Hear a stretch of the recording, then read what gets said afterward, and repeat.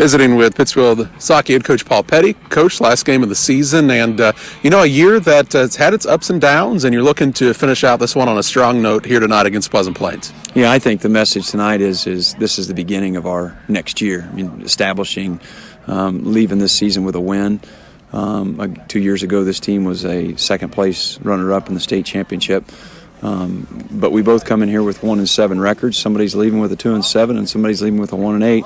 I know who I want to be, and I hope the 39 kids coming out of the locker room have the same mentality tonight.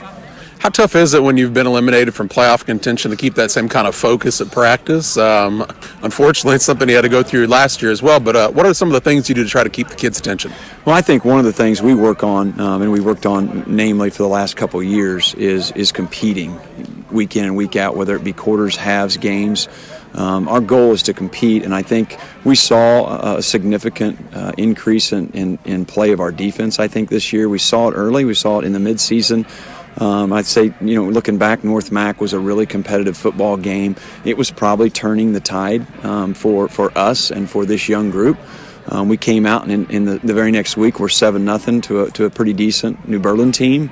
But then we end up laying an egg in that game and losing 35-0 because we were doing some things defensively to get the ball back more than we were looking to keep them out of the end zone. And so you do take some risks. To that, I think we think we've seen maybe some minimal stall outs this year.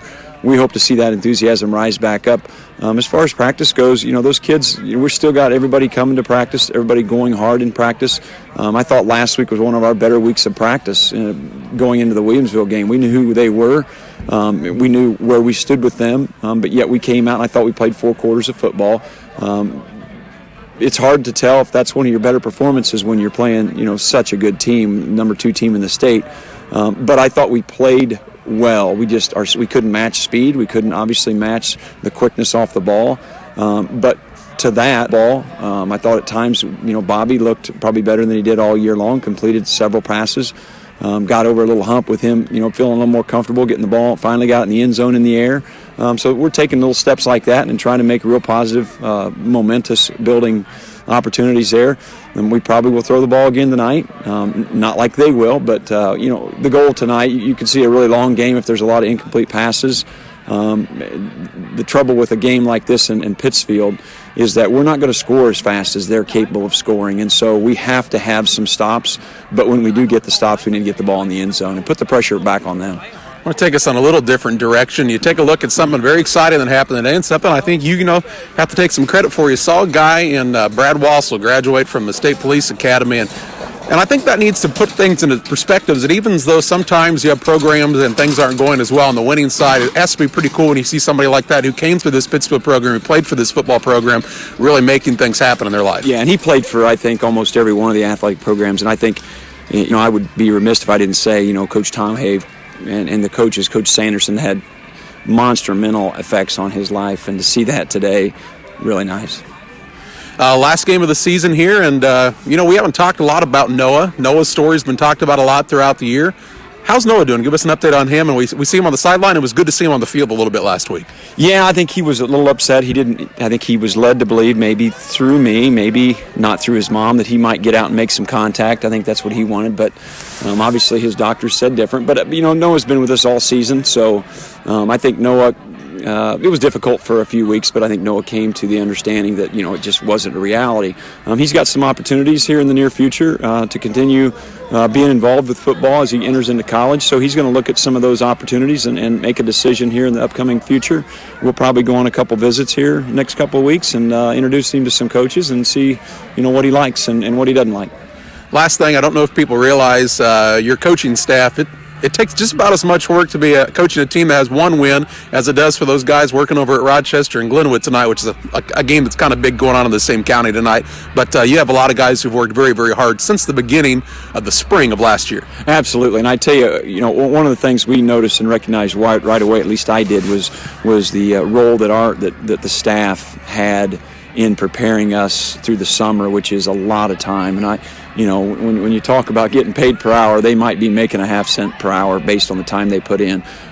But it's also necessary, and I think, the exact opposite of that on the other side of the spectrum is our kids put in a lot of time too, and it's nice when you get the opportunity to see them be able to seek their reward and then get rewarded. For us, it's been a little tougher road to hoe, so we just got to keep grinding. I think, oftentimes we look back every year and we reevaluate what did we do and what didn't we do, and it's really easy to find things we didn't do. It's really easy to find things we did.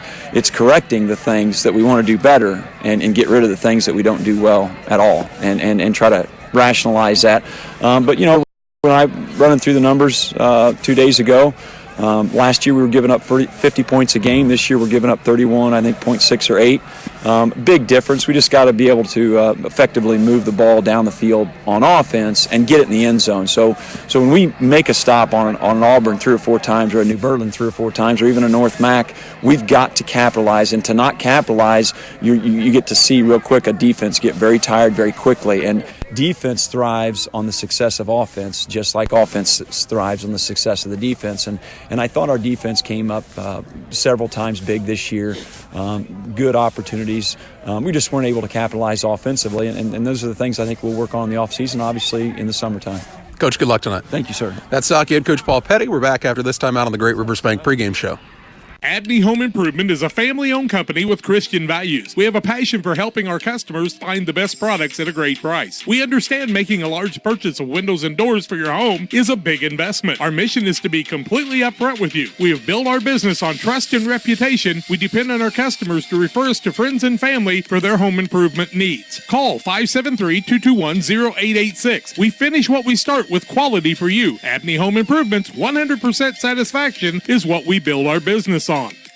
This is Jack Hull from Western Illinois FCA. Along with Todd Sweatman and Julie Ross, we would like to invite you to the FCA Empowered Leadership Conference in Springfield, Illinois on October 26, 2019. Mike Matheny and Erica Harrell, former Miss America, headline the event, which will have lots of breakout sessions and much, much more. It all starts at 9 o'clock in the morning, and we hope you will join us for this FCA Empowered Leadership Conference. Go to westernilfca.org to register today. Call Best Systems Builders for all your insulation needs. We are a full-service insulation contractor offering both open and closed cell spray foam, blown cellulose, and fiberglass installation. Best Systems has 2 BPI certified professionals ready to inspect your home or business today. You may qualify for incentives through the American Act on Energy program. Call Scott or Michael at 217-285-6005 for your free estimate, or visit us online at gobestsystems.com and start saving money on your energy bill today. For all of your commercial and residential trash pickup needs, call Trash Queen, serving Pike, Scott, and Morgan counties with affordable residential trash service and roll-off dumpsters.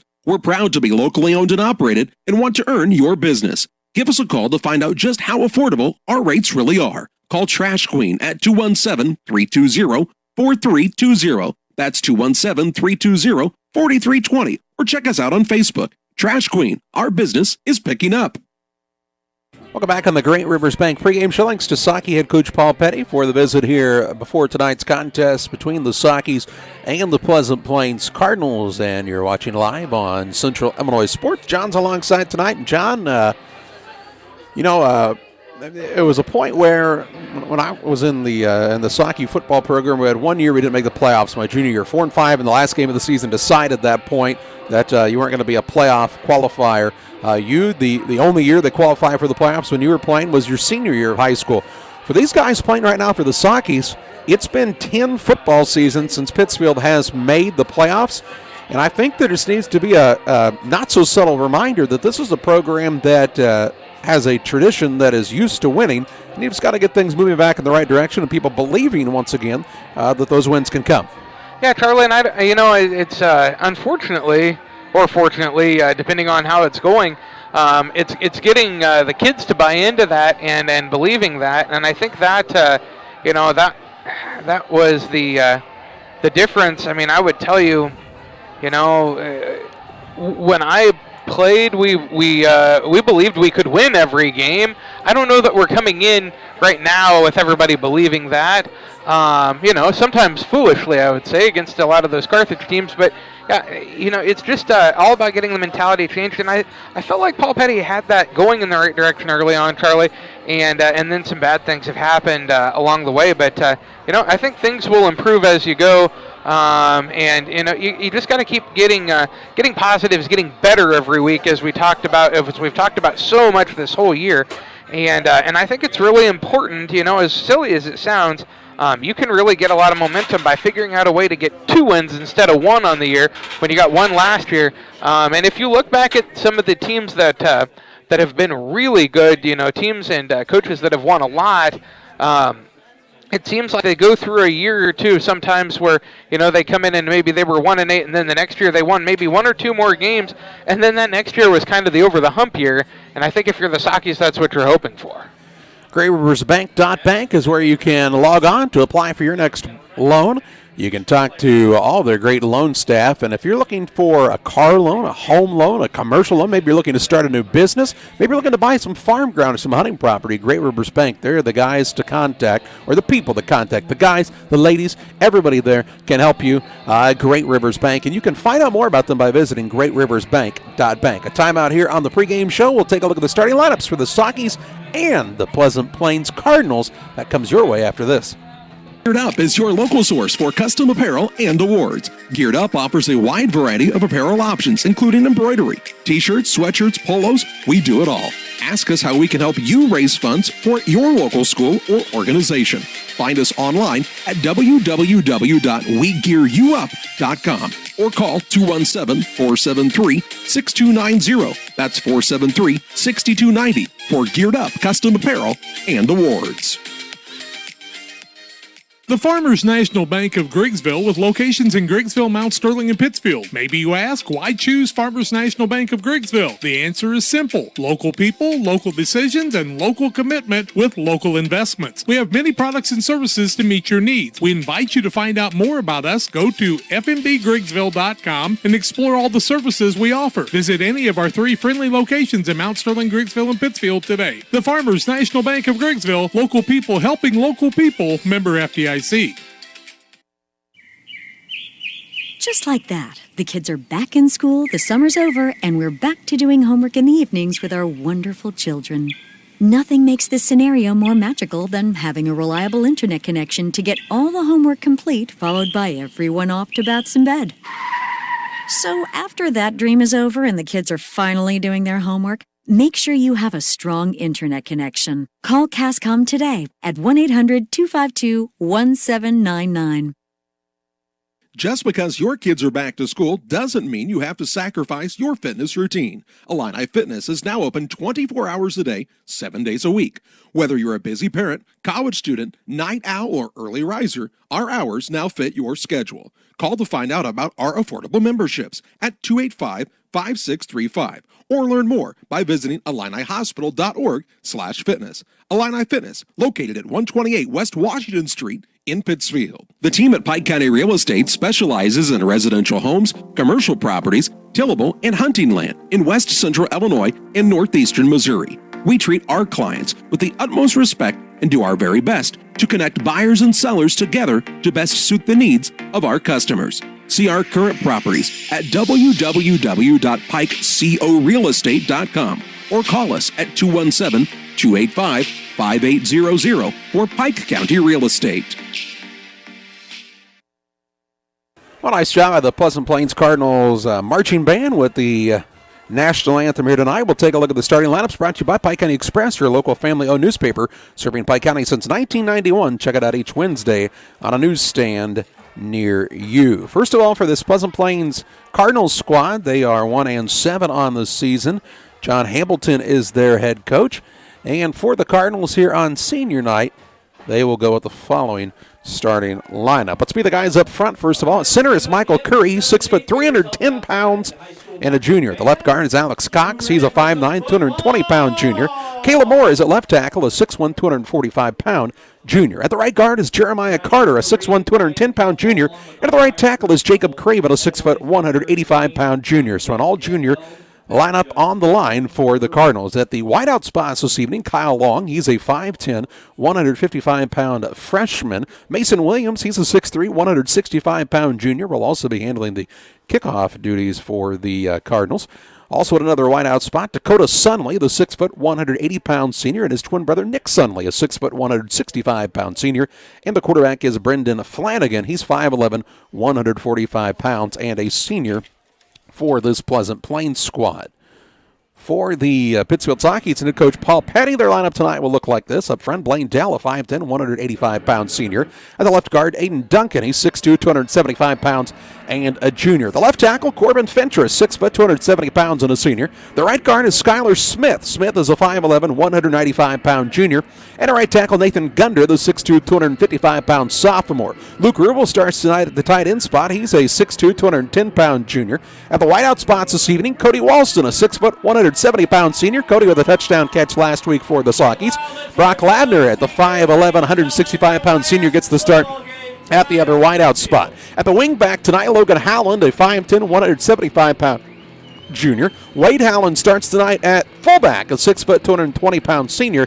And the quarterback is Bobby Stout. Stout is a 6'3", 185-pound sophomore for the Sockies. That's a look at our starting lineups, also brought to you in part by Trash Queen, offering affordable residential trash service and roll-off dumpsters to Pike, Scott, and Morgan County and the surrounding area. Call to learn more at 217-320-4320. We're just moments away from the kickoff of this contest as the Pleasant Plains Cardinals and the Pittsfield Sockies are set to go head-to-head. Central Illinois Sports is where you're watching this contest. We invite you to subscribe to the YouTube channel, follow us on Facebook, like us on Facebook, follow us on Twitter, whichever way that works, so you can keep up to date. We'll be gearing up for the basketball season here soon. We'll have some playoff action with Camp Point Central. We'll follow the Panthers in the postseason, so you can join us on Central Illinois Sports for all of that action. Pleasant Plains is in the home red uniforms with the white numbers and blue trim. The Sockies are in the white uniforms tonight with the red numbers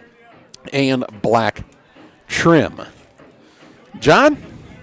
As Paul Petty talked about, a key for the Sockies in this contest will be limiting the big plays for this Pleasant Plains squad. They've got to really do their best to make them make a long drive.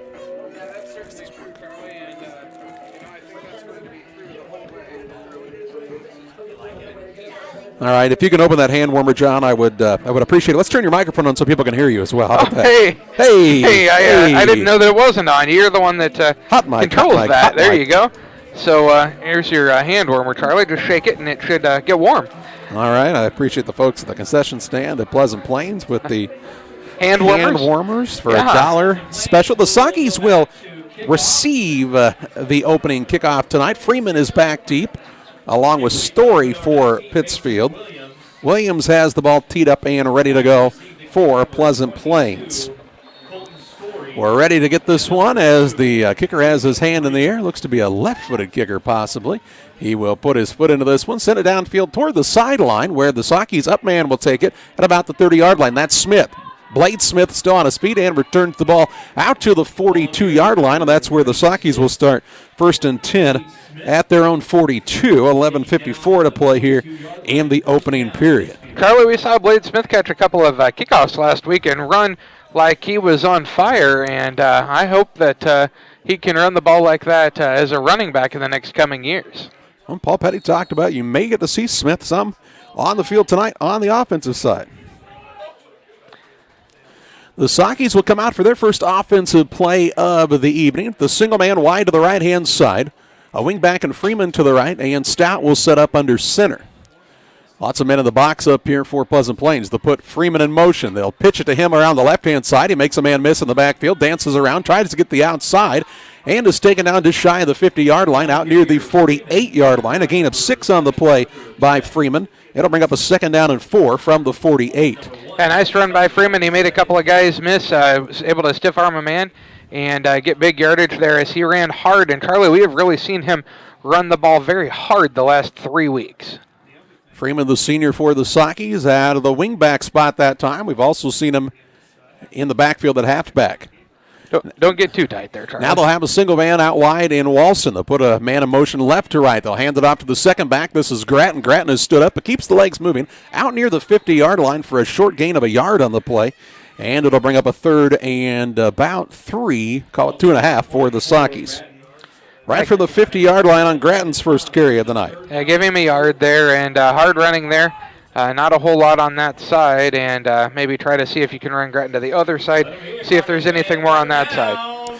Pleasant Plains trying to get a stop right at midfield. The Sockies trying to convert, 10:45 and counting in this opening quarter. Stout again is under center for the Sockies, going to try the quarterback sneak. He pushes the pile forward, and he's actually still on his feet and has the first down and more. Stout is going to be into Cardinal territory inside the 40 down to the 39-yard line. That's a pickup of 11 on the play by the quarterback Stout, and it'll be 1st and 10 for the Sockies from the Cardinals' 39. Stout drove through, and there was kind of all a big group together, and then all of a sudden he popped out of the other end, Carly, and he got quite a few more yards as he went. So pickup of 11 yards on the play for Stout, and the Sockies' first down of the evening. 10-14 and counting in this opening quarter. No score in this contest so far. Freeman's the wing back to the right-hand side. Howland and Grattan behind Stout in the backfield. They'll put Freeman in motion. They'll hand it off to Grattan along the left-hand side. Grattan with a nice head of steam is taken down near the 35-yard line. It's a pickup of 5 yards on the play to bring up a 2nd down and 5. It's more like what we saw Gage Grattan getting a few weeks ago, and really being hard to tackle that time, running the ball hard, and had a little more hole to go through. So 2nd down and about 5 to go for the Sockies. They're quick to the line here. Single man out wide left appears to be Cody Walston. Same formation. They just flip-flop Freeman to the wing back on the left side. They'll put him in motion. Going to try the sweep around the right-hand side. Pleasant Plains has it snipped out nicely. Freeman breaks the tackle in the backfield to gain some of that yardage back, but is going to take a big loss on the play. Forward momentum will take him back to around the 42-yard line. That's a loss of 7 yards on the play, and it'll bring up a 3rd down and about 13 for the Sockies here. So a nice job by Pleasant Plains to not only keep the contain but push the man backwards, and a 3rd and 13 with 9 minutes to play in the opening quarter.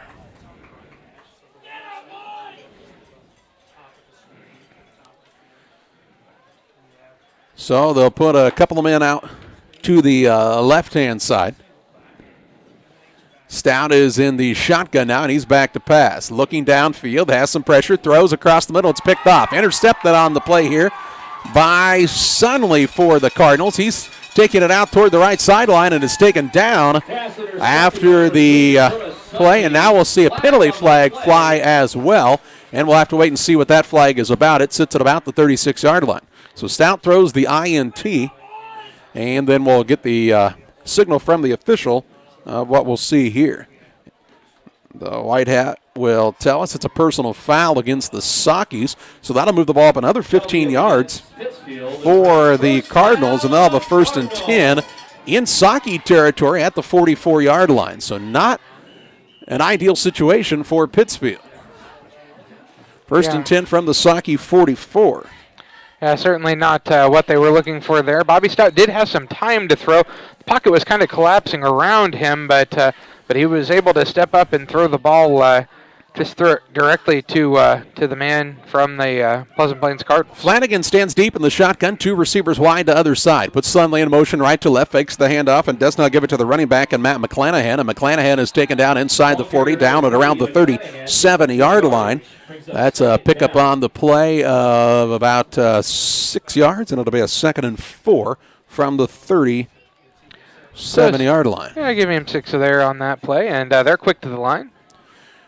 Again in the shotgun is the quarterback Flanagan. Hands it off along the left-hand side. It's McClanahan again, and he'll take the ball inside Socky territory, inside the 25 down to around the 21-yard line. That's a pickup of 16 yards, and that'll be a 1st down for the Cardinals. And they're moving the ball with ease here on their first drive of the contest.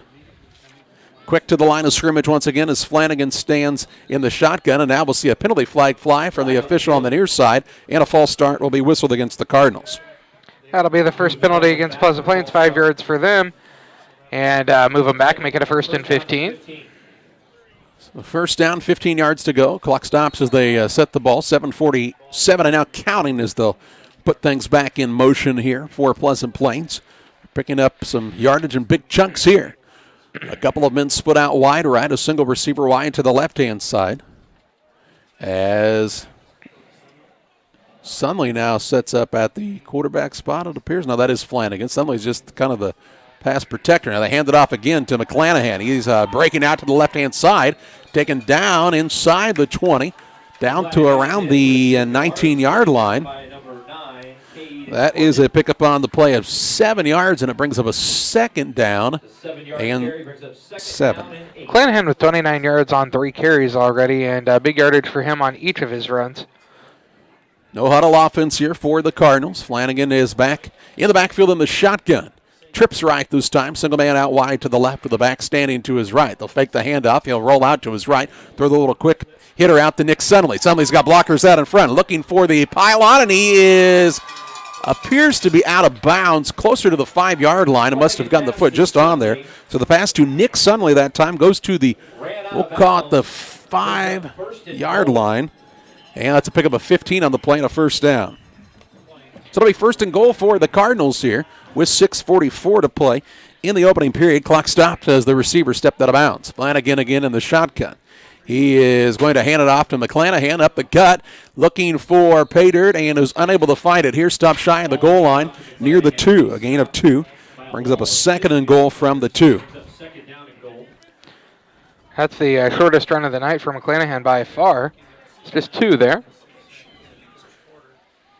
Oh, bring some new personnel in. Well, Pleasant Plains, we see Jacob Dybely coming in. He's a 5'11", 170-pound sophomore. Give him a little more push out of the backfield. Flanagan under center now, going to hand it off to the deep back. That's Sunley, and Sunley is going to take it, still on his feet, still shy of the goal line, and they'll mark him down at the 1.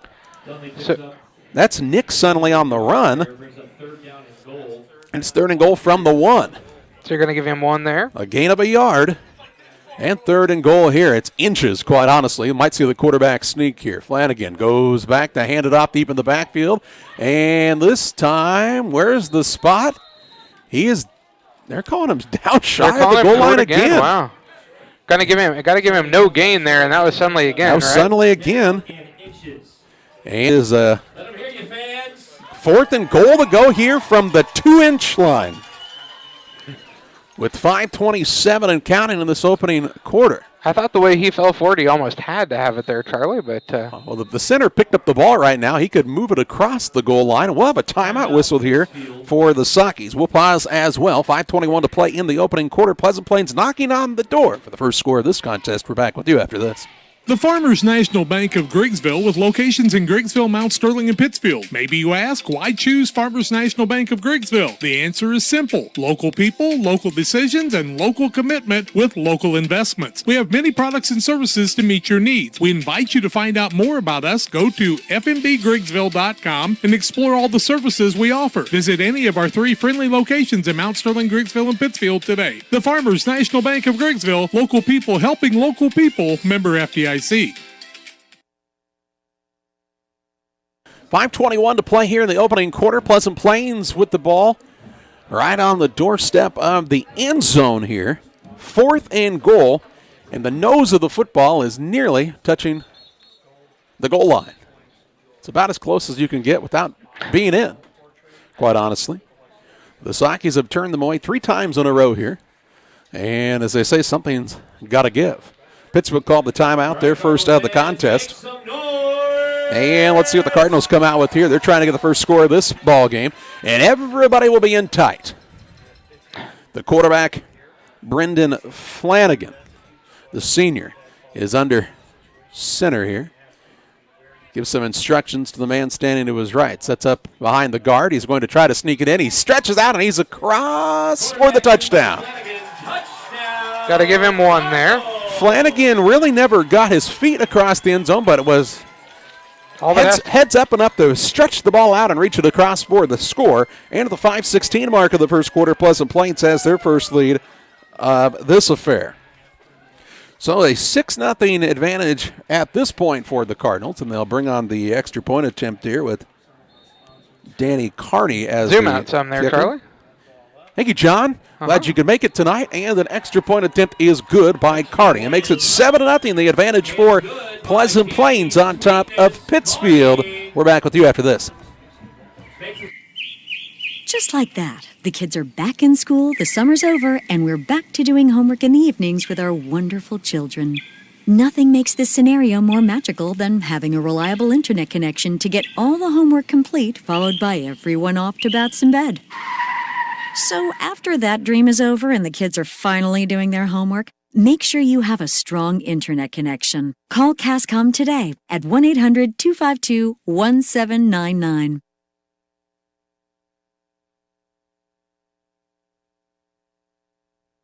5:16 to play in the opening quarter. 7-0 Pleasant Plains with the advantage on the Trash Queen scoreboard. Trash Queen for all of your trash pickup needs. Call 320-4320.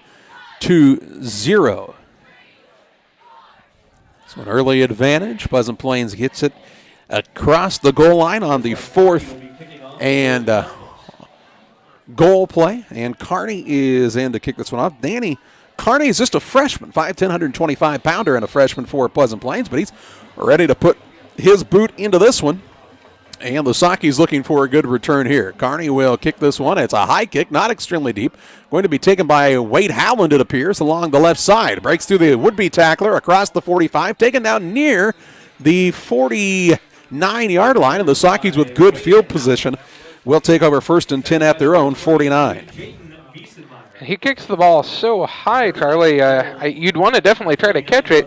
If it hit the ground once, then Pleasant Plains may get it. But so far, the Sakis have been able to catch the ball and return them for pretty good yardage. So 1st and 10, ball resting just shy of midfield for Pittsfield. They threw an interception on their last drive. They come out with Stout under center. They put Freeman in motion. They'll hand it to Grattan along the left-hand side. Breaks through the hole. Has a good gain on the play. Taken down near the Pleasant Plains 45-yard line. A pickup on the play of 6. It'll bring up a 2nd and 4. Grattan with 12 yards on 3 carries now. And good yardage there for him that time. Ran with the lead blocker onto the left side. He's the leading rusher on the season for the Sakis. And now they'll move that box up a little bit more. It's almost a 7-yard gain. Short 4, long 3, tomato, potato. Stout will hand it off, and Grattan and he have trouble. Now the ball's loose, and it's a scramble for it on the ground. They'll say that the Sakis recover right at the 49-yard line, so that's a loss of 4.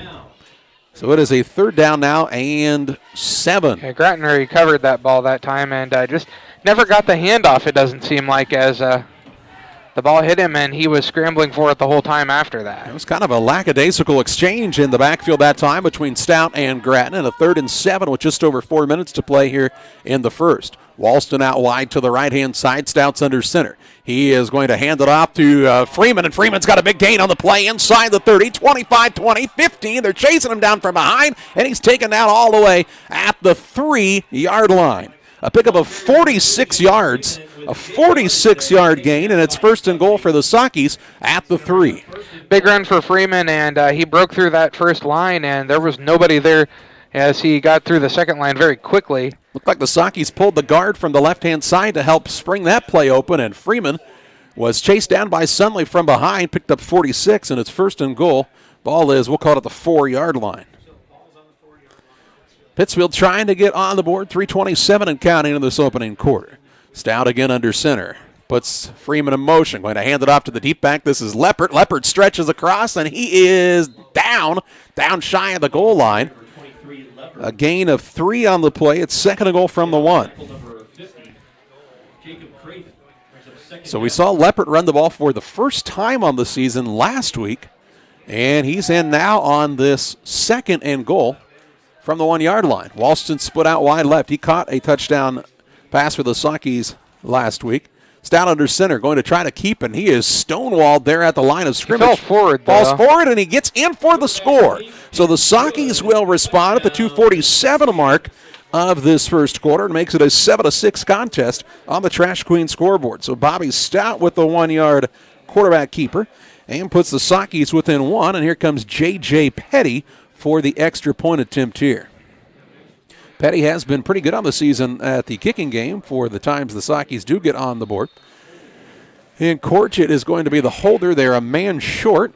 Still, as we tell you, it seems like on a weekly basis. Not sure how you end up being a man short. But Ian Damon runs onto the field, and he's ready to roll on the left side now, trying to protect the kicker and Petty here.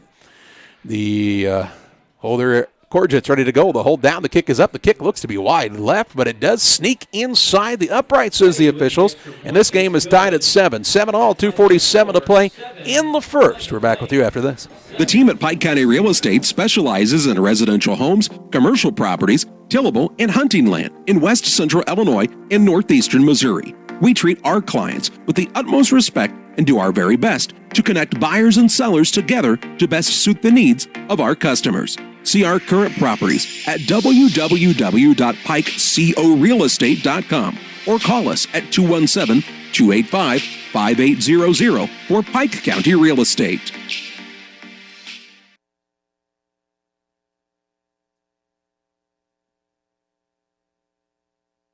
.247 to play in the first. Game is knotted up at 7 points apiece for the Sockies and the Cardinals. Parker Komet is back deep along with Kyle Long. J.J. Petty ready to send this one in the air for the Sockies as they respond to the Pleasant Plains quick drive and a score with a quick drive and a score of their own.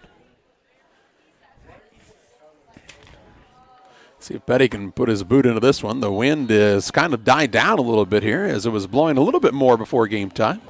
As the sun set, the wind really settled down. Petty has gotten the whistle from the officials. He is now ready to go, and he puts his foot into this one. A low-line drive kick going to take a bounce and be into the hands of McClanahan, it appears. He's out across the 35-yard line, hops over the pile, and is taken down at around the 37-yard line. And that's where the Cardinals will take over 1st and 10 at their own 37. With 2:41 to play here in the first. They're called 38. 1st and 10.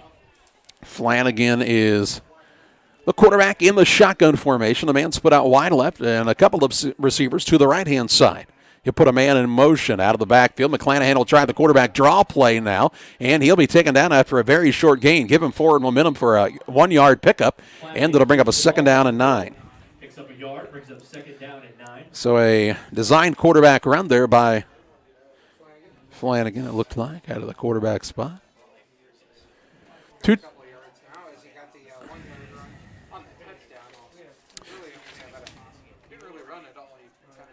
Stretch the ball out. That's how close it was to the goal line.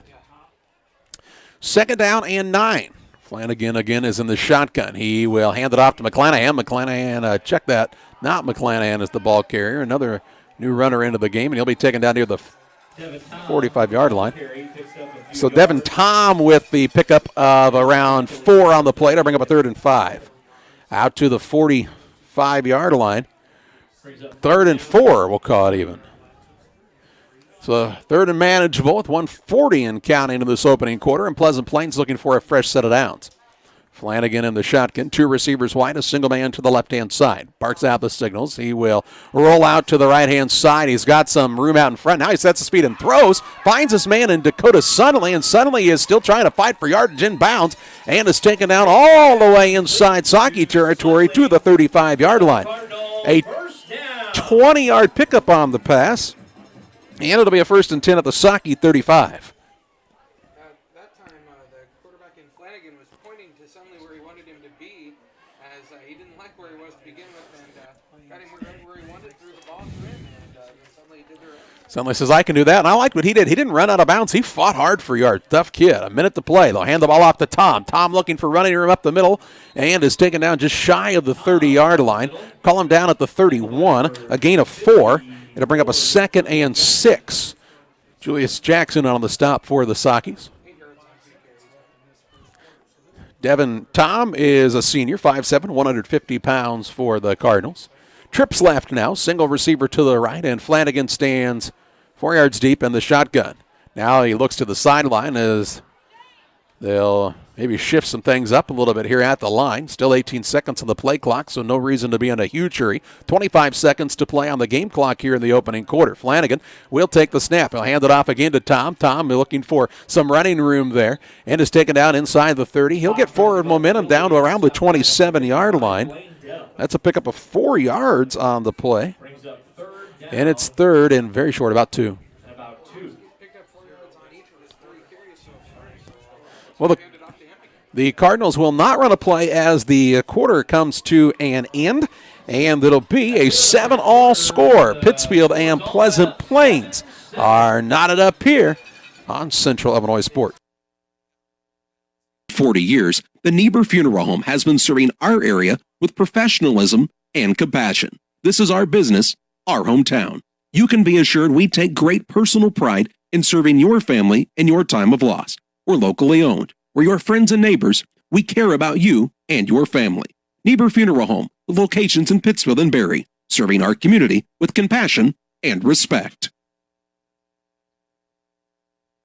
Well, we're just about ready to start the second period of play. Game knotted at 7 points apiece on the Trash Queen scoreboard. Trash Queen, for all of your trash pickup needs, call Trash Queen 217-320-4320. Also bringing us tonight's broadcast, Real Net and Twine, located just north of Pittsfield, across from the airport. Real Net and Twine is your local headquarters for concrete lawn ornaments, statues, fountains, and so much more. Stop by and see them or call 285-5013 for Real Net and Twine.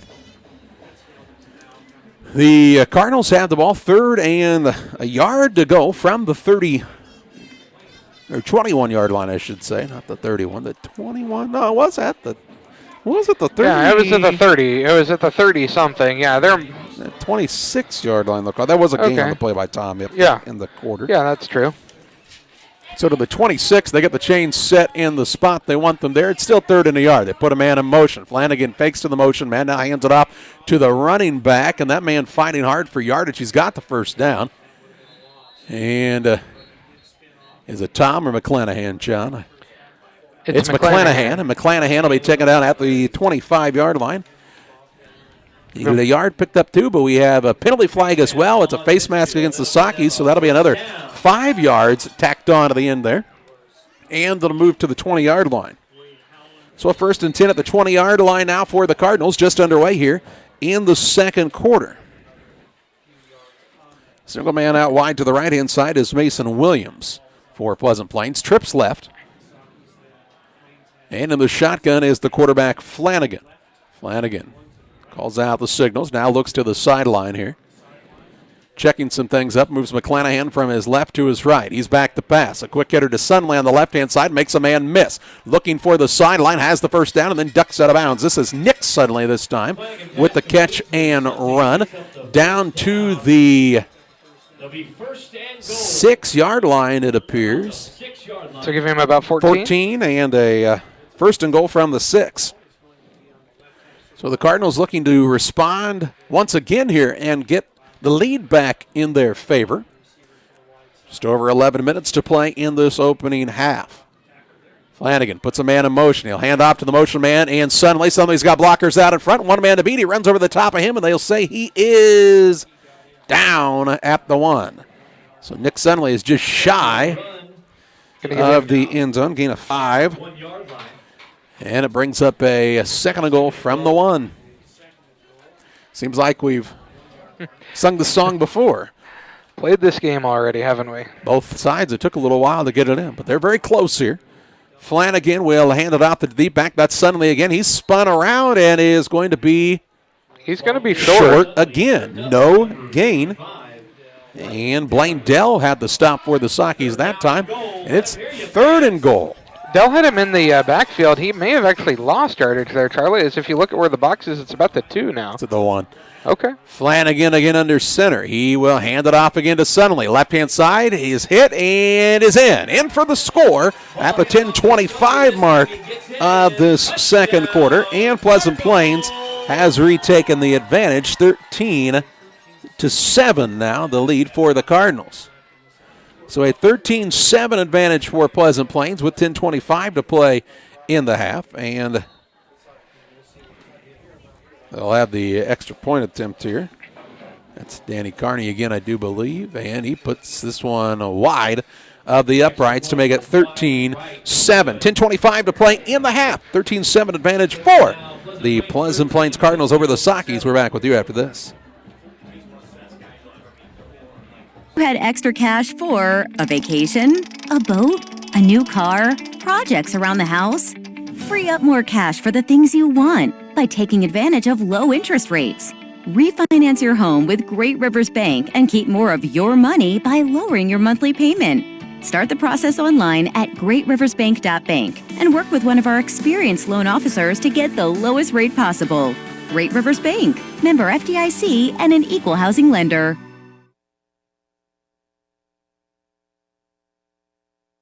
$10:25 to play in the first half. 13-7 advantage for Pleasant Plains on top of the Sockies as the Cardinals punch it in on 3rd and goal from the 1-yard line to retake the lead. The extra point try was wide right, and so it remains a 6-point game here. The Cardinals bring out young Mr. Carney again to kick it off. Sockies have Freeman back deep along with Story. We've seen a lot of returns by Blade Smith the last couple of weeks, and he runs hard. Carney will put his foot into this one. It's a low-line drive. Could get it toward the sideline. Wade Howland will pick it up for the Sockies, and is taken down almost immediately. Taken down right at the 33-yard line, and that's where the Sockies will start 1st and 10 at their own 33. 1st and 10 from their 33, 10:22 to play in the opening half. A break in the action allows us to tell you about Steve Smith Painting for all of your painting needs. From one room to the whole house, from a fence to a barn or a grain bin, Steve Smith Painting can do it all with quality work and affordable pricing. Call Steve Smith Painting at 217-248-0993. Howland just kind of had to get what he could there as he had to make sure he secured the ball before Pleasant Plains was to it. Stout sets up under center for the Sockies. The Cardinals look like they're going to bring some pressure here. They'll hand it off to the fullback, Howland. Howland looking for running room over the left tackle spot. Taken out near the 36-yard line, a gain of 3. Brings up a 2nd and 7. Howland's first run of the night for 3 yards.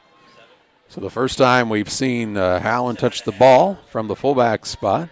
He's had some games this season where he has put up some pretty decent numbers. 2nd and 7 with 9:55 and the clock ticking down here. And what's been a pretty quick first half.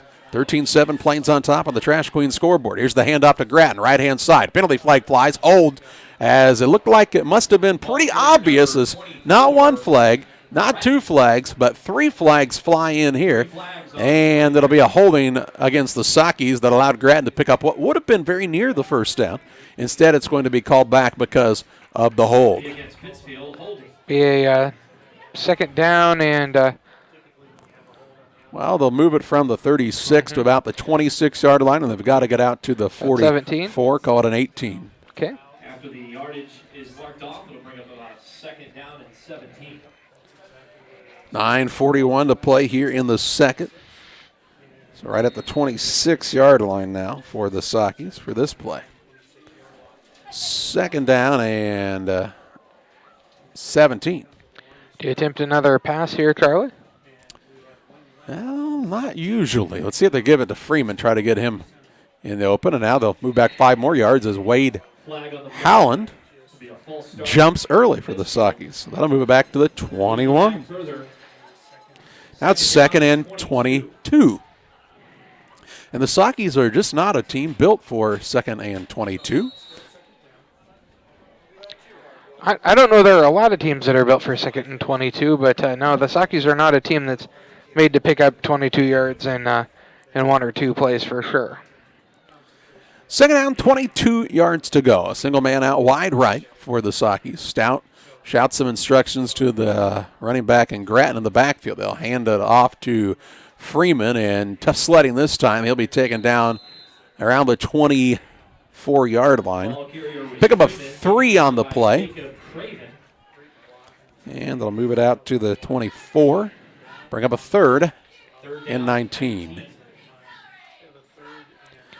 Give Bobby Stout another chance to throw the ball here and hopefully gain some confidence. He threw it better last week as An interception already here tonight. Paxton is split out wide left for the Sockies. We'll have Stout in the shotgun. He is back to pass. He's going to be looking for the screenplay to Freeman. Freeman looking to get away from the man and cannot do so. Taken down on the play for a loss to the 24-yard line. In fact, that's just right at the line of scrimmage. No gain, no loss. And it brings up a 4th and long. 4th down and 18. So 4th and very long here, and the Sockies will be forced to punt. Nick Sunley is back to receive the kick for Pleasant Plains. 7:52 to play here in the second quarter. A 1-score lead, and about to have the football back are the Cardinals here. Sockies need a good snap on this. It looks like Zumwalt is in as the punter. And he'll get a good snap. He'll put his foot in this one. It's partially blocked and headed toward the sideline and out of bounds at around the 35. And the Cardinals will have it 1st and 10 from the Socky 35-yard line. Ball will be at the 35-yard line. Ouch. Yeah, that makes for a short field there for the tough running for the defense for the Sockies as they need to get a stop here. Well, Zumwalt kind of took his time getting the kick away there. I thought so too. Looked like he should have been able to get it cleanly out, but he checked the label, looked at the laces. So yeah, everything looks good. Air feels good, but something did not go right. Flanagan's in the shotgun. He's looking right, and he's looking for a score on one play, and he will overthrow his intended receiver in Mason Williams, and it'll bring up a 2nd down and 10. Brings up 2nd down and 10. Threw it just a little long, but Williams did have his man beat that time. And he was behind the defender, and the Sockies are fortunate they didn't give up a score right there. If you're Pleasant Plains, do you try to come back to a similar play? They still have that man, and Williams split out wide right. 2 receivers right, in fact. Flanagan's in the shotgun. He'll hand the ball off along the left-hand side now to Jeremiah Carter. And Carter is going to pick up a nice gain on the play, but there is a penalty flag laying back down at the 36-yard line, right in the area of holding. And it is a hold against the Cardinals at the 35, so that'll move it back to the 45. And it'll bring up a 2nd down and 20. Carla, you said Jeremiah Carter was the running back there? Yes, sir. He started the night at right guard, and then he found himself in the backfield. The lineman's dream. Aha, 52. I was making him at 32. Coach said we are handing you the ball, young man. To the 45-yard line. And he's back in the backfield again, along with Flanagan, the quarterback. 2 receivers wide to the left-hand side. They'll hand it off again to Carter. Carter looking for running room, has a nice gain on the play, makes a man miss, and is still on his feet around the 30. His helmet flies off near the 28-yard line. So a pickup of 17 yards and 3rd and 3. Carter has to come out then because of the helmet coming off. So he does come out of the game. 3rd and 3 from the 27-yard line, I do believe is where we see the ball sitting here. Let's see. So Carter would be a 6'1", 210-pound running back at that point. Charlie, that's a pretty good-sized running back. Should be, I would think, a 3rd down and 3. It should be a 3rd. The referees converse, and they say it is 3rd down. 3rd down. Yeah, we all knew that already. We'd all agreed. Everybody in the booth said, "Hey, it's 3rd down," and 1st down, 2nd down, 3rd down. It's easy as 1, 2, 3. 2 receivers wide to the right, trips left. Flanagan is in the shotgun, looking toward the right side, toward his sideline.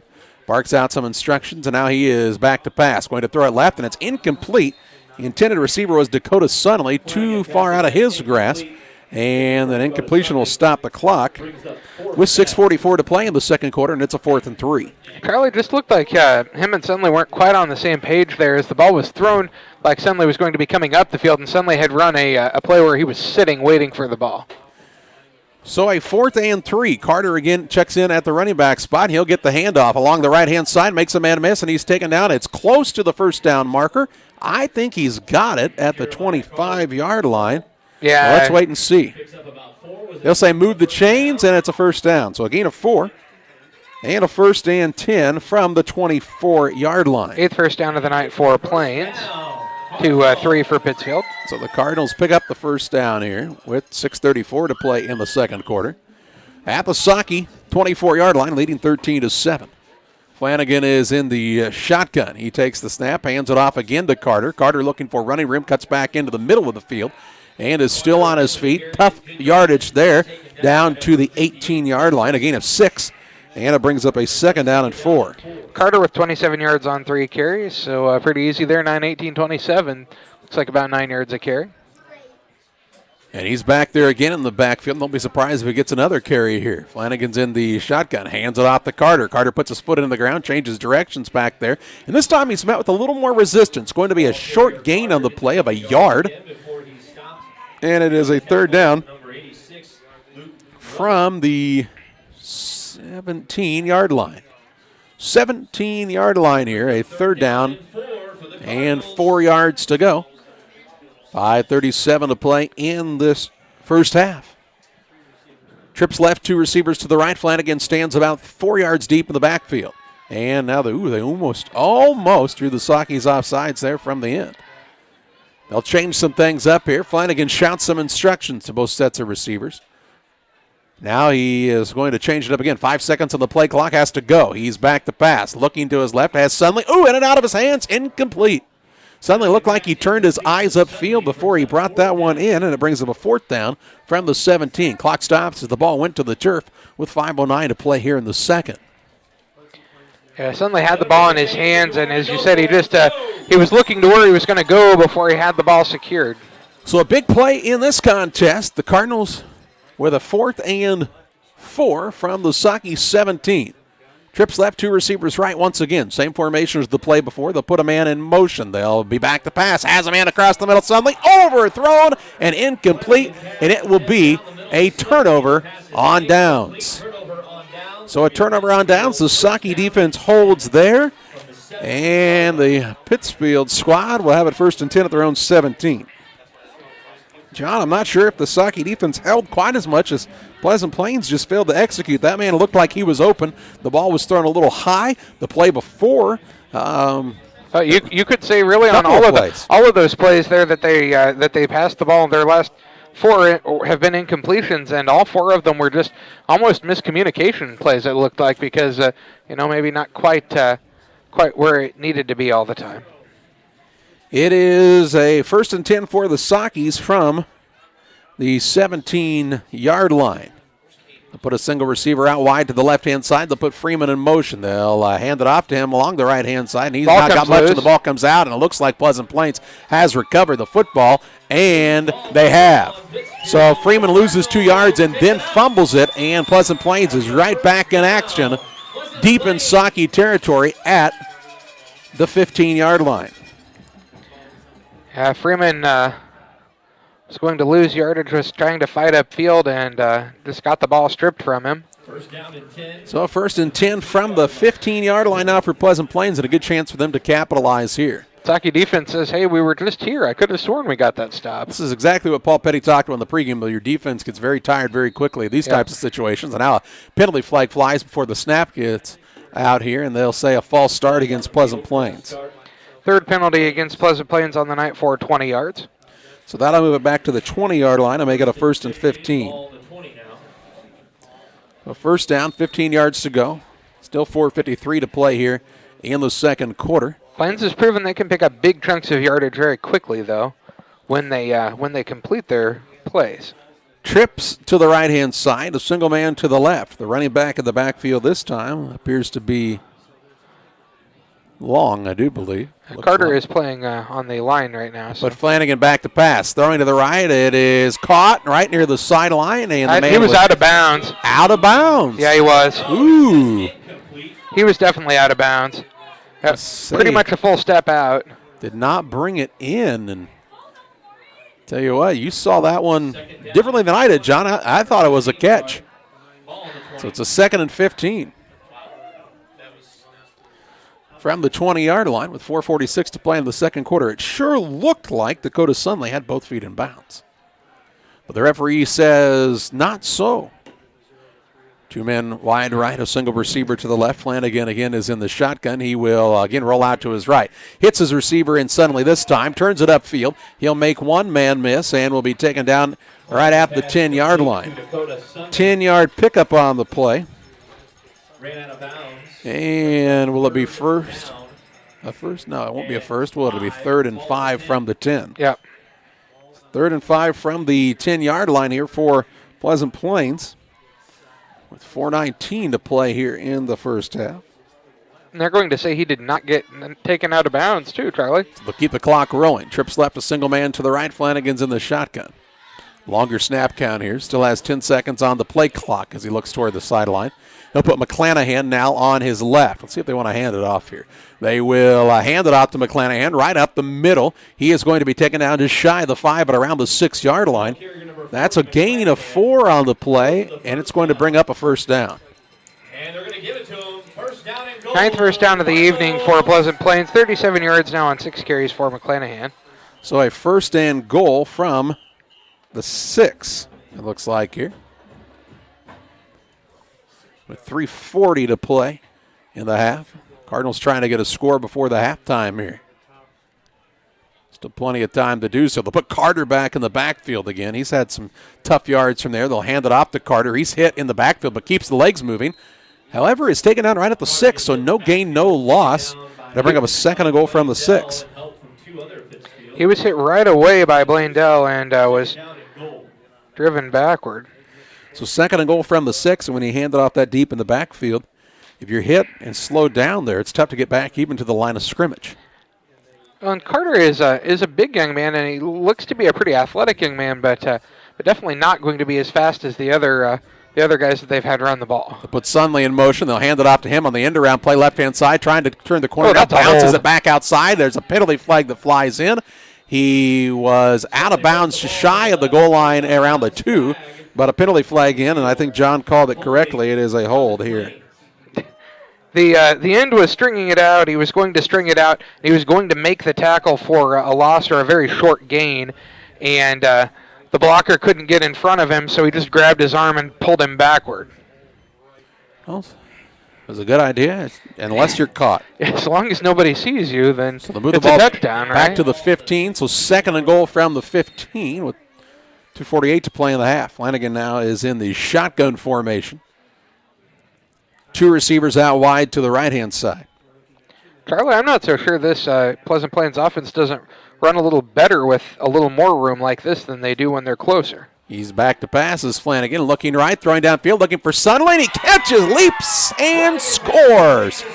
It is a 15-yard pass to Nick Sunley. And Pleasant Plains now with a 2-score lead, 19-7. He leapt and brought that one in for the score. And makes it 19-7 on the Trash Queen scoreboard. And with 2:41 to play in the half, 2-score game. Carney on for the extra point attempt here. Sunley is the holder. The hold is down, the kick is up, and the kick is, this time, good. Makes it 20-7, the advantage for Pleasant Plains on top of Pittsfield. We're back with you after this.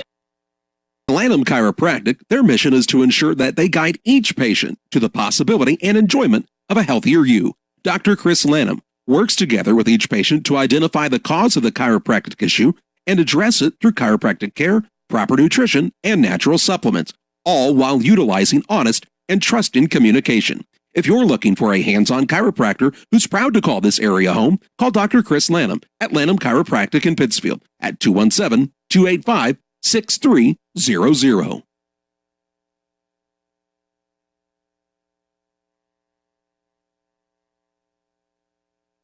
2:41 to play in the second quarter, a 20-7 advantage now for Pleasant Plains on the Trash Queen scoreboard. As Sunley was able to leap and bring the ball in from the second and goal play from the 15-yard line and give the Cardinals this 20-7 advantage. See if Carney kicks it anywhere deep this time. He will put his foot in this one, a sort of an onside kick, and That's it's going to be out of bounds. Had that ball taken one more bounce in bounds, the Pleasant Plains Cardinals would have recovered that ball. The Yeah. Sakis didn't have anybody close to it. Sakis are going to get the ball unless they make them re-kick. No, they're not going to. They'll take the ball right there. Yeah. The 42. Let's see where 43? they mark it. Looks like the man standing at the 42-yard line, and I do believe that's where we'll see things kick off here. 2:39 to play in the second quarter. 20-7 advantage for Pleasant Plains. And you're right, though. If that would have taken one more bounce and bounds, then Pleasant Plains gets it. And with not only do they get it, but they get it with momentum heading in their direction. Yeah, the Sakis would have been in trouble there. They had nobody within about 10 yards of the ball. Two receivers split wide right out past the hash, and Stout is back to pass. Looking downfield, looking right, it throws a quick check down to Wade Howland, and Howland's going to keep the legs moving, drive the man up out to the 47-yard line. That's a pickup of 5 yards on the play, brings up a 2nd and 5. McClanahan in on the stop for Pleasant Plains. 2:20 and counting in the second quarter. Sakis with a couple of timeouts left here, and just over 2 minutes of game clock to try to get a score. Pleasant Plains will get the ball to start the second half of play, so it's important for Pittsfield that they can to get some points on the board on this drive. Pleasant Plains does have 3 timeouts also, so if the Sakis would just try to run it out. Stout sets up under center, split backs behind him. He will go back to pass again. Way deep, trying to set up the screen, has it in Grattan. Grattan had a blocker out in front. The man got knocked down. Now Grattan still on his feet across the 35-30. Cuts back at the 20, 10, 5, and makes the man miss, and he goes to the house that time. Gage Grattan. There are no flags on the field, and the Sakis score on a 53-yard pass play from from Stout to Grattan, and that is a score for the Sakis at the 144 mark of the second quarter. So a very nice job by Grattan to make some things happen. It was really about a 5-yard throw for Stout, and Grattan did the rest. Makes it 20-13, and another nice response for the Sakis. And here's J.J. Petty on for the extra point attempt. Corgett is the holder for Pittsfield. He signals that he's ready. It's a little bit of a high snap, has trouble getting it down. Petty still puts his foot into this one and somehow still gets it through the uprights.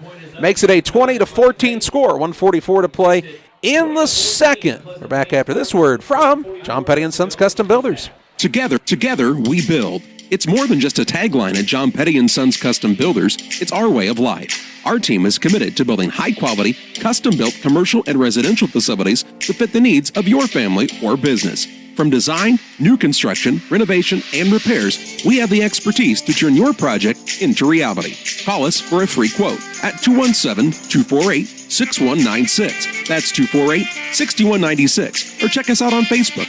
John Petty & Sons Custom Builders. Together, we build. 1:44 to play in the half, 20-14 advantage for Pleasant Plains on top of Pittsfield. But the Sakis score on a 53-yard screen pass play that Bobby Stout found Gage Grattan, and Grattan did the rest with some nice blocking out in front by the Saki linemen and wideouts. Makes it a one-score game here. Pittsfield has to do a good job on the defensive side, though. You can't give Plains points here right at the end of the half. The Cardinals will also get the ball to start the second half, as we told you just moments ago. Petty ready to put his foot into this one for the Sakis. And he will kick a ball that bounces on the ground. It's going to be taken by one of the upmen. This is Devin Tom. Tom looking for running room and is taken down out near the 42-yard line. So not terrible field position for Pleasant Plains.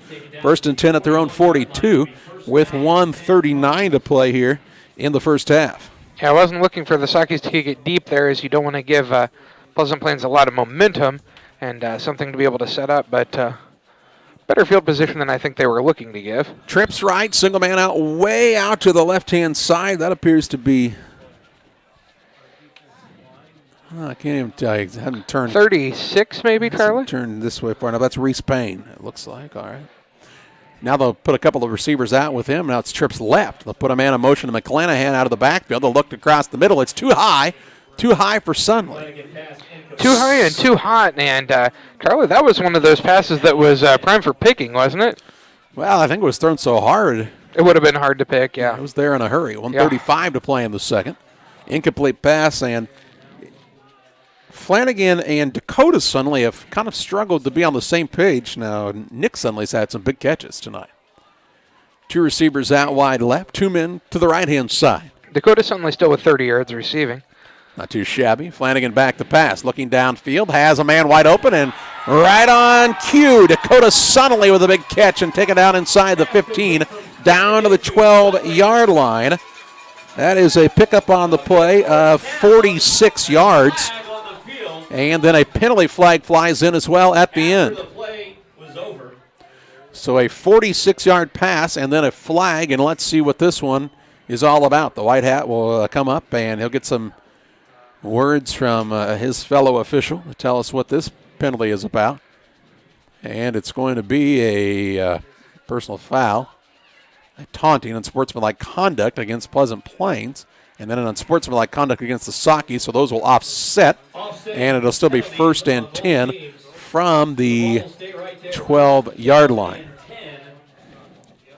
So down to the 12, 1st and 10 for Pleasant Plains. 1:26 to play in the second quarter, and we'll see a timeout here whistled for Pittsfield. We'll pause as well. 1:26 to play in the first half. The Sockies trailing Pleasant Plains 20-14. Back with you after this.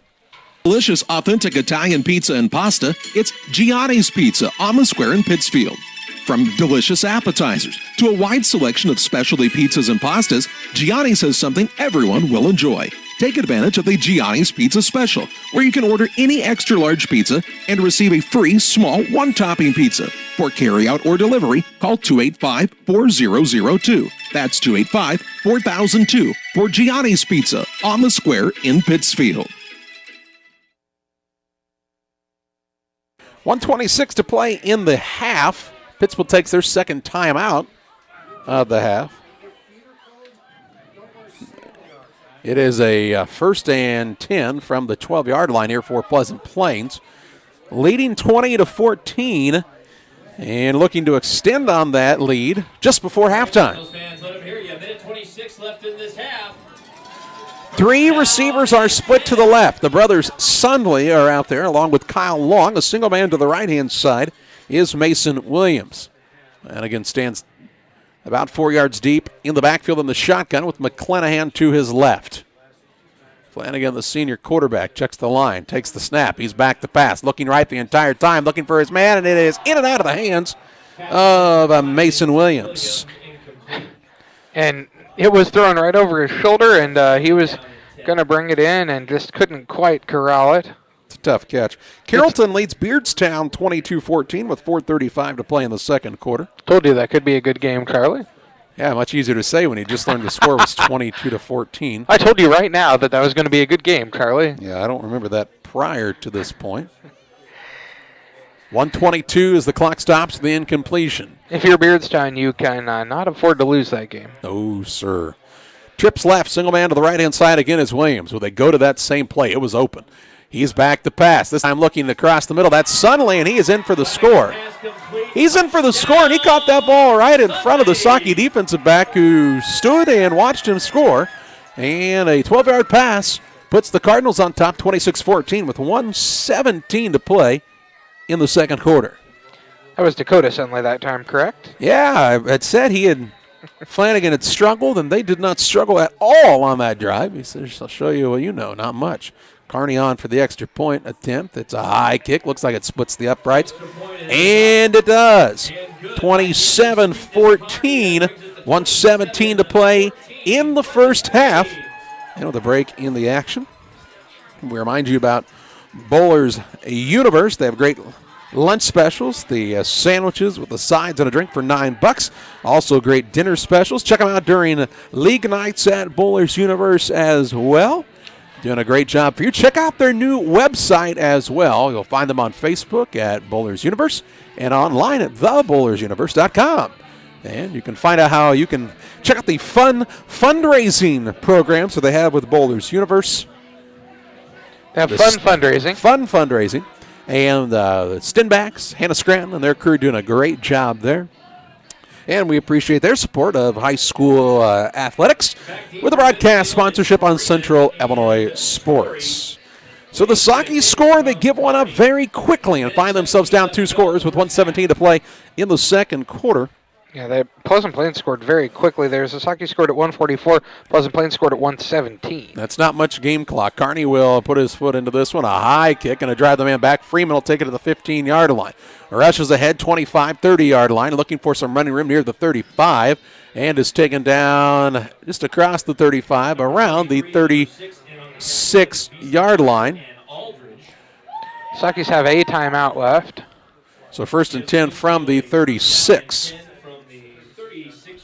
With 1:10 to play, and what did you say, one timeout? One timeout. Pleasant Plains has 3. All 3. Yeah, if they could get if the Cardinals get a quick stop, you never know. You may try to take those timeouts, try to bury them right before the end of the half. As it is, Pleasant Plains sitting pretty up a couple of scores, and we'll get the ball to start the second half. Trying to keep the Sakis off the board here. 1:10 to play in the first. 2 men out wide left. Stout will come up to the line. Now he'll point at the line. Look at the running backs, and let's just say there was some confusion on that, and they'll call a timeout. 1:10 to play in the second quarter. 27-14 the lead for Pleasant Plains. Pittsfield burns their final timeout, and we're back with you after this. Welcome to the city of Pittsfield, a great place to call home or a great place to visit as a home away from home. Visit the beautiful downtown area with the Pike County Courthouse and many businesses and restaurants to enjoy. Then check out the Pittsfield City Lake, a great place for boating, fishing, and camping. And new to the lake this year, a disc golf course. Learn more about all that the city of Pittsfield has to offer by visiting their website, pittsfieldil.org. The city of Pittsfield and Mayor John Hayden wish the Sakis good luck this season. 1:10 play in the second quarter, 27-14 advantage for Pleasant Plains on top of the Pittsfield Sakis and the Trash Queen scoreboard. Trash Queen, they do a great job with residential trash pickup. I'm very, very pleased with the service I receive in my home from Trash Queen. The pink can really stands out. And the neighbors say, where's that from? You say, Trash Queen, and they do a great job, and we appreciate their sponsorship here on Central Illinois Sports. For Trash Queen, call 320-4320. It's very easy to sign up. You sign up by calling, telling them your address, getting that payment, which is very affordable, and they'll have that service ready for you. Saki's called the timeout. We're back to live action. Stout looking to the right, and it's incomplete. Intended man was receiver, I should say, was Freeman. Stops the clock with 1:05 to play in the second. And that play didn't take much time off the clock. And again, Pleasant Plains with 3 timeouts. The Sakis go to the air here and aren't successful. The Cardinals could get the ball with another chance to put points on the board. Freeman could have pulled that in. He would have been near the first down more than likely if there was not anyone in front of him for quite a ways. Paxton brings the play on here as Ladner heads toward the sideline. 1:05 to play in the second quarter. Sakis break the huddle with just 10 seconds on the play clock. A little slow coming in. And now they're looking at each other once again in the back with the palms up, and never a good sign. Gotta hurry. 3 seconds, 2 seconds, 1. He does get it off. Back to pass. Looking, fakes. He will then overthrows intended man in Grattan. It was not a great pass. And it brings up a 3rd and 10 with 59.9 seconds to play in the half. Let them hear you, fans. Carly, it looked like he tried to take a fake to get rid of a man, and didn't get rid of him. No, and then Grattan didn't turn up field on that either. Not a good sign when you come up to the line with that much confusion. Out of a timeout. Kind of disappointing. Yeah. Stout is again back to pass. He's looking downfield, has it go in and out of the hands of Wade Howland. And that'll stop the clock with 54.9 seconds to play. The Sakis will punt. Pleasant Plains about to get it back with all 3 timeouts and a chance to put more points on the board. Sakis need a clean, deep punt here to keep Pleasant Plains off the board, or they could kind of put this game out of reach in the first half. Well, they bring Rubel on to punt here. Looks like it. I tell you, Rubel's done a nice job, I think, from the punting game, and now they'll set him up and they'll put Grattan back there. So could you see a fake here possibly? Surely I'm not sure. This would be a bad space for a fake. We've not seen Grattan punt at all this year, and he will put his foot into this one. It's kind of a spiral kick, and it's going to hit in bounds and roll down to the 39-yard line of Pleasant Plains, and that's where the Cardinals will take over. And here's a penalty flag, and there's another penalty flag. And let's see what happens here. Is it going to be after the play, or? Well, John, the official will tell us here in just a moment. It is a dead ball Unsportsmanlike call against the Sakis, and that is bad news. Unsportsmanlike. And Charlie, as I said on Pittsfield's last unsportsmanlike conduct in the off settings, just close your mouth. Yeah, shut up and play football. It's not hard. Put your mouth guard in, because it's really hard to talk like that. So instead of down to the 39-yard line, it'll move the ball all the way in to Saki territory and give the Cardinals a chance to get a score here with all 3 timeouts from the Saki 46. 46-yard line. And Charlie, how many unsportsmanlike conducts did you have in your career? 0 that I can remember. Well, you had that one that they called on you that you had. I know it wasn't really yours. It wasn't me, I promise. Chips right, 2 receivers to the left-hand side as Flanagan stands in the shotgun. Cardinals going for what could be the kill here. Yeah. They put a man in motion, and now a penalty flag flies. And tell you what, the guy on that side, man, he's called those false start plays a number of times tonight, hasn't he? He has. It looked like maybe there were 2 men in motion there, Charlie. The old eagle eye on the far sideline. They'll move it back to their own 49, 1st and 15 with 46.7 seconds to play here in the second quarter. Maybe it's just the guy on that side's always the guy moving. Could be. I mean, sometimes that's what happens. It's a 1st and 15. 2 men to the left, trips to the right-hand side. Flanagan by himself in the backfield. Back to pass, quick throw, and it is tipped and incomplete. Grattan got a hand on that one. Intended receiver was Sunley. That was a pass that it looked like maybe Grattan could have stepped up and tried to take, but he was just a step off. So to bring up a 2nd down.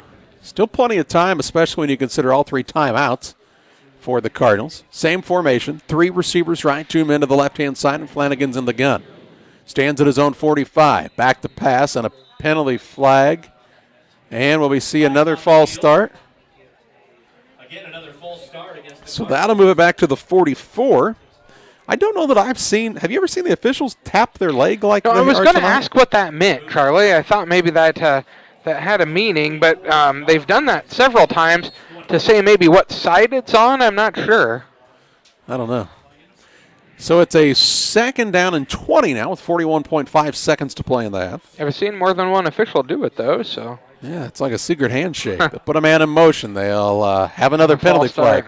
This is the 3rd false start in a row. Flag on the field, false start. That'll move it back to the 39. And the fans are growing restless. 2nd down. The natives are not happy. 40 seconds to play in the second quarter. The ball is on the 41 now. And they will now take Parker Komet out of the game. They put him in motion a couple of times, and he's tired of running from left to right. In fact, the Cardinals are going to call a timeout to try to regroup a little bit here. John, this is a big opportunity for Pleasant Plains with 40.2 seconds to play in the second to expand on this lead. Yeah, it certainly is, Charlie. And, I don't know if 2 men were in motion. I mean, that's my guess, is that 2 men maybe were in motion, or that maybe the receiver on the far side is lining up in the neutral zone. But I don't know. Interesting that they've been false starts, but not only been false starts, but false starts that stop the clock or stop the play immediately. So that means they have to be false starts, immediately, as soon as the ball is snapped, not that it was like right before. So 40 seconds to play in the second. Here is a handoff to McClanahan. He was grabbed and taken down after a short gain to the 40-yard line, a gain of a yard. And, if you're Pleasant Plains, maybe you just now say, let's just run the clock out. I think that's what they're thinking is when they had the ball up where they were going to have it on the other side of the 50, hey, let's try for the gusto here, let's try for the score. Here, the majority of the time, you're trying for really big plays, and only bad things are going to happen, but maybe I'm wrong as they got Trips left. Flanagan is in the shotgun. The Sakis are back in the prevent. 7 seconds. Will they actually run a play? Flanagan is back to pass. He's got some time. Heaves downfield for Williams, and it is in and out of the hands of Walston and into the hands of Williams for a score. Walston jumped up. It hit him in the chest. It bounces right into the hands of Mason Williams, and it is a 60-yard touchdown pass for the Pleasant Plains Cardinals with no time showing on the clock. Walston in perfect position, but the ball bounced off of him and into the hands of Williams in stride, and makes it 33-14. Not something you see just any day of the week. Kearney on for the extra point try here.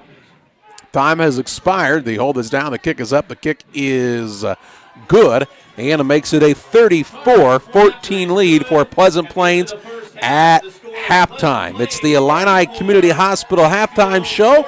We'll take a look at halftime stats and more following this timeout. At Illini Community Hospital, our goal is to provide high-quality medical care close to these we call home.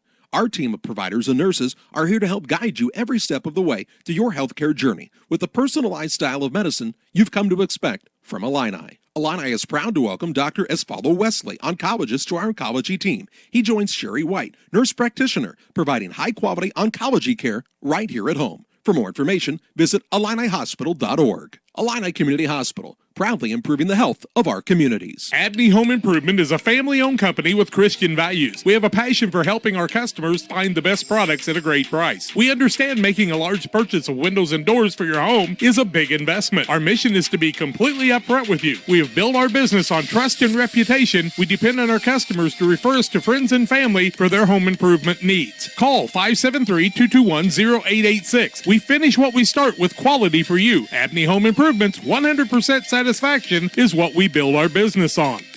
This is Jack Hull from Western Illinois FCA. Along with Todd Sweatman and Julie Ross, we would like to invite you to the FCA Empowered Leadership Conference in Springfield, Illinois on October 26, 2019. Mike Matheny and Erica Harold, former Miss America, headline the event, which will have lots of breakout sessions and much, much more. It all starts at 9 o'clock in the morning, and we hope you will join us for this FCA Empowered Leadership Conference. Go to westernilfca.org to register today. Call Best Systems Builders for all your insulation needs. We are a full-service insulation contractor offering both open and closed cell spray foam, blown cellulose, and fiberglass installation. Best Systems has 2 BPI certified professionals ready to inspect your home or business today. You may qualify for incentives through the American Act on Energy program. Call Scott or Michael at 217-285-6005 for your free estimate, or visit us online at gobestsystems.com and start saving money on your energy bill today.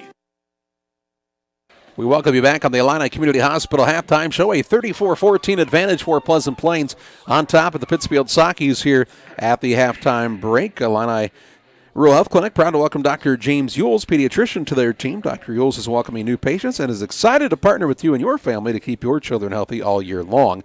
Find out more about Dr. Yules by visiting IlliniHospital.org. Taking a look at the scoring recap of the first half. Pleasant Plains struck first to the 5:16 mark. Flanagan at the 1-yard touchdown run. On for goal, Kearney's kick was good and made it 7-0 Cardinals. The Sockies would tie it up at the 2:47 mark of the first quarter. Stout with the 1-yard quarterback keeper. J.J. Petty's kick was good, and the game was tied at 7 points apiece. Pleasant Plains retook the advantage to the 10:25 mark of the second quarter. Suddenly with a 1-yard run. The Kearney kick was wide right, and it was a 13-7 score. The Cardinals tacked on another score at the 2:41 mark of the second quarter. Flanagan to Sunley on the 15-yard pass. Kearney was good on the kick this time and made it 20-7. Pittsfield would respond at the 1:44 mark of the second quarter. Bobby Stout to Gage Gratton on a 53-yard screen pass and run. The kick by J.J. Petty was good, making it 20-14. But the Cardinals own the last minute and 44 seconds of the half. They scored with 1:17 to play in the second. On the Flanagan to Sunley 12-yard pass, the kick by Kearney was good to make it 27-14. And then the big play right as time expired, Flanagan to Williams on the 60-yard pass that hit off the Socky defender and right into Williams' hands in stride. The kick by Kearney was good to expand the lead out to 20. This 34-14 lead at the halftime break. It's the Illini Community Hospital halftime show on Central Illinois Sports. John will take a look at the rest of your halftime stats after this word from our sponsors. For all of your commercial and residential trash pickup needs, call Trash Queen, serving Pike, Scott, and Morgan counties with affordable residential trash service and roll-off dumpsters. We're proud to be locally owned and operated and want to earn your business. Give us a call to find out just how affordable our rates really are. Call Trash Queen at 217-320-4320. That's 217-320-4320. Or check us out on Facebook. Trash Queen, our business is picking up. Geared Up is your local source for custom apparel and awards. Geared Up offers a wide variety of apparel options, including embroidery, t-shirts, sweatshirts, polos. We do it all. Ask us how we can help you raise funds for your local school or organization. Find us online at www.wegearyouup.com or call 217-473-6290. That's 473-6290 for Geared Up custom apparel and awards. The Farmers National Bank of Griggsville with locations in Griggsville, Mount Sterling, and Pittsfield. Maybe you ask, why choose Farmers National Bank of Griggsville? The answer is simple. Local people, local decisions, and local commitment with local investments. We have many products and services to meet your needs. We invite you to find out more about us. Go to fmbgriggsville.com and explore all the services we offer. Visit any of our 3 friendly locations in Mount Sterling, Griggsville, and Pittsfield today. The Farmers National Bank of Griggsville, local people helping local people, member FDIC. Just like that, the kids are back in school, the summer's over, and we're back to doing homework in the evenings with our wonderful children. Nothing makes this scenario more magical than having a reliable internet connection to get all the homework complete, followed by everyone off to baths and bed. So after that dream is over and the kids are finally doing their homework, make sure you have a strong internet connection. Call CASCOM today at 1-800-252-1799.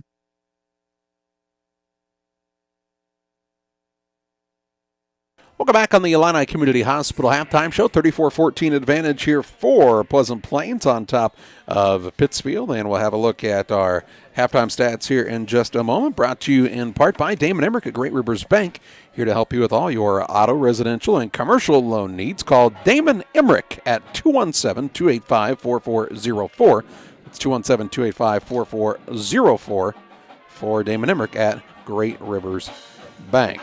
Well, the Cardinals of Pleasant Plains, this 20-point advantage over the Pittsfield Sockies. They score right at the end of the first half, but they did more than that as they racked up pretty good yardage in the first half of play. And for all of those halftime stats, as he's put his gloves and shoes back on after tabulating everything here, it's John. First for the Just because your kids are back to school Pleasant doesn't Plains mean you have to Cardinals, they finished the first half with 13 first downs to 4 for Pittsfield. Their leading rusher was 38 yards from Matt McClanahan on 7 carries, 28 yards on 5 carries for Jeremiah Carter. The lineman, 7 yards on 5 carries for Nick Sudley and 12 yards on 3 carries for Devin Tom in his one set of plays to run the ball to total out to 87 rushing yards. Their quarterback, Brendan Flanagan, is 8 for 16 passing, 50% for 192 yards.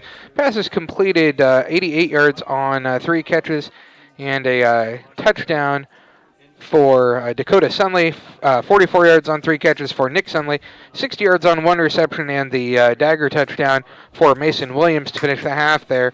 So 87 rushing yards, 192 passing yards, 279 total yards of offense in the first half for Pleasant Plains. Pleasant Plains was called for 40 yards and penalties on 7 called penalties in the first half. For the Pittsfield Sockies, they finished the first half with 4 first downs, led in rushing by 46 yards by Jacob Freeman on 5 carries, 12 yards on 2 carries by Bobby Stout, 8 yards on 4 carries by Gage Gratton, 3 yards on 1 carry for Ben Leppert, and 3 yards on 1 carry for Wade Howland in the first half of play.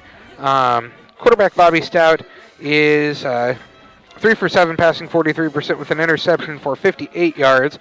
Passes completed to Gage Gratton for 53 yards and a touchdown, 5 yards on 1 catch for Wade Howland, and no yards on 1 completed pass to Jacob Freeman. So 72 rushing yards, 58 passing yards, 130 total yards of offense for Pittsfield. And at halftime, they find themselves down 20 points, and Pleasant Plains to get the ball to start the second half of play. So a very big score to give up, not only at the 127 mark, but, man, that one as time expired may be the dagger in this one if the Sockies can't turn some things around quickly in the second half. We'll pause for a break here on the Illini Community Hospital Halftime Show. We will return with you on the other side of this timeout. Wish you had extra cash for a vacation, a boat, a new car, projects around the house? Free up more cash for the things you want by taking advantage of low interest rates. Refinance your home with Great Rivers Bank and keep more of your money by lowering your monthly payment. Start the process online at greatriversbank.bank and work with one of our experienced loan officers to get the lowest rate possible. Great Rivers Bank, member FDIC, and an equal housing lender. Just because your kids are back to school doesn't mean you have to sacrifice your fitness routine. Illini Fitness is now open 24 hours a day, 7 days a week. Whether you're a busy parent, college student, night owl, or early riser, our hours now fit your schedule. Call to find out about our affordable memberships at 285-5635 or learn more by visiting IlliniHospital.org/fitness. Illini Fitness, located at 128 West Washington Street in Pittsfield. The team at Pike County Real Estate specializes in residential homes, commercial properties, tillable, and hunting land in Central Illinois and Northeastern Missouri. We treat our clients with the utmost respect and do our very best to connect buyers and sellers together to best suit the needs of our customers. See our current properties at www.pikecorealestate.com or call us at 217-285-5800 for Pike County Real Estate.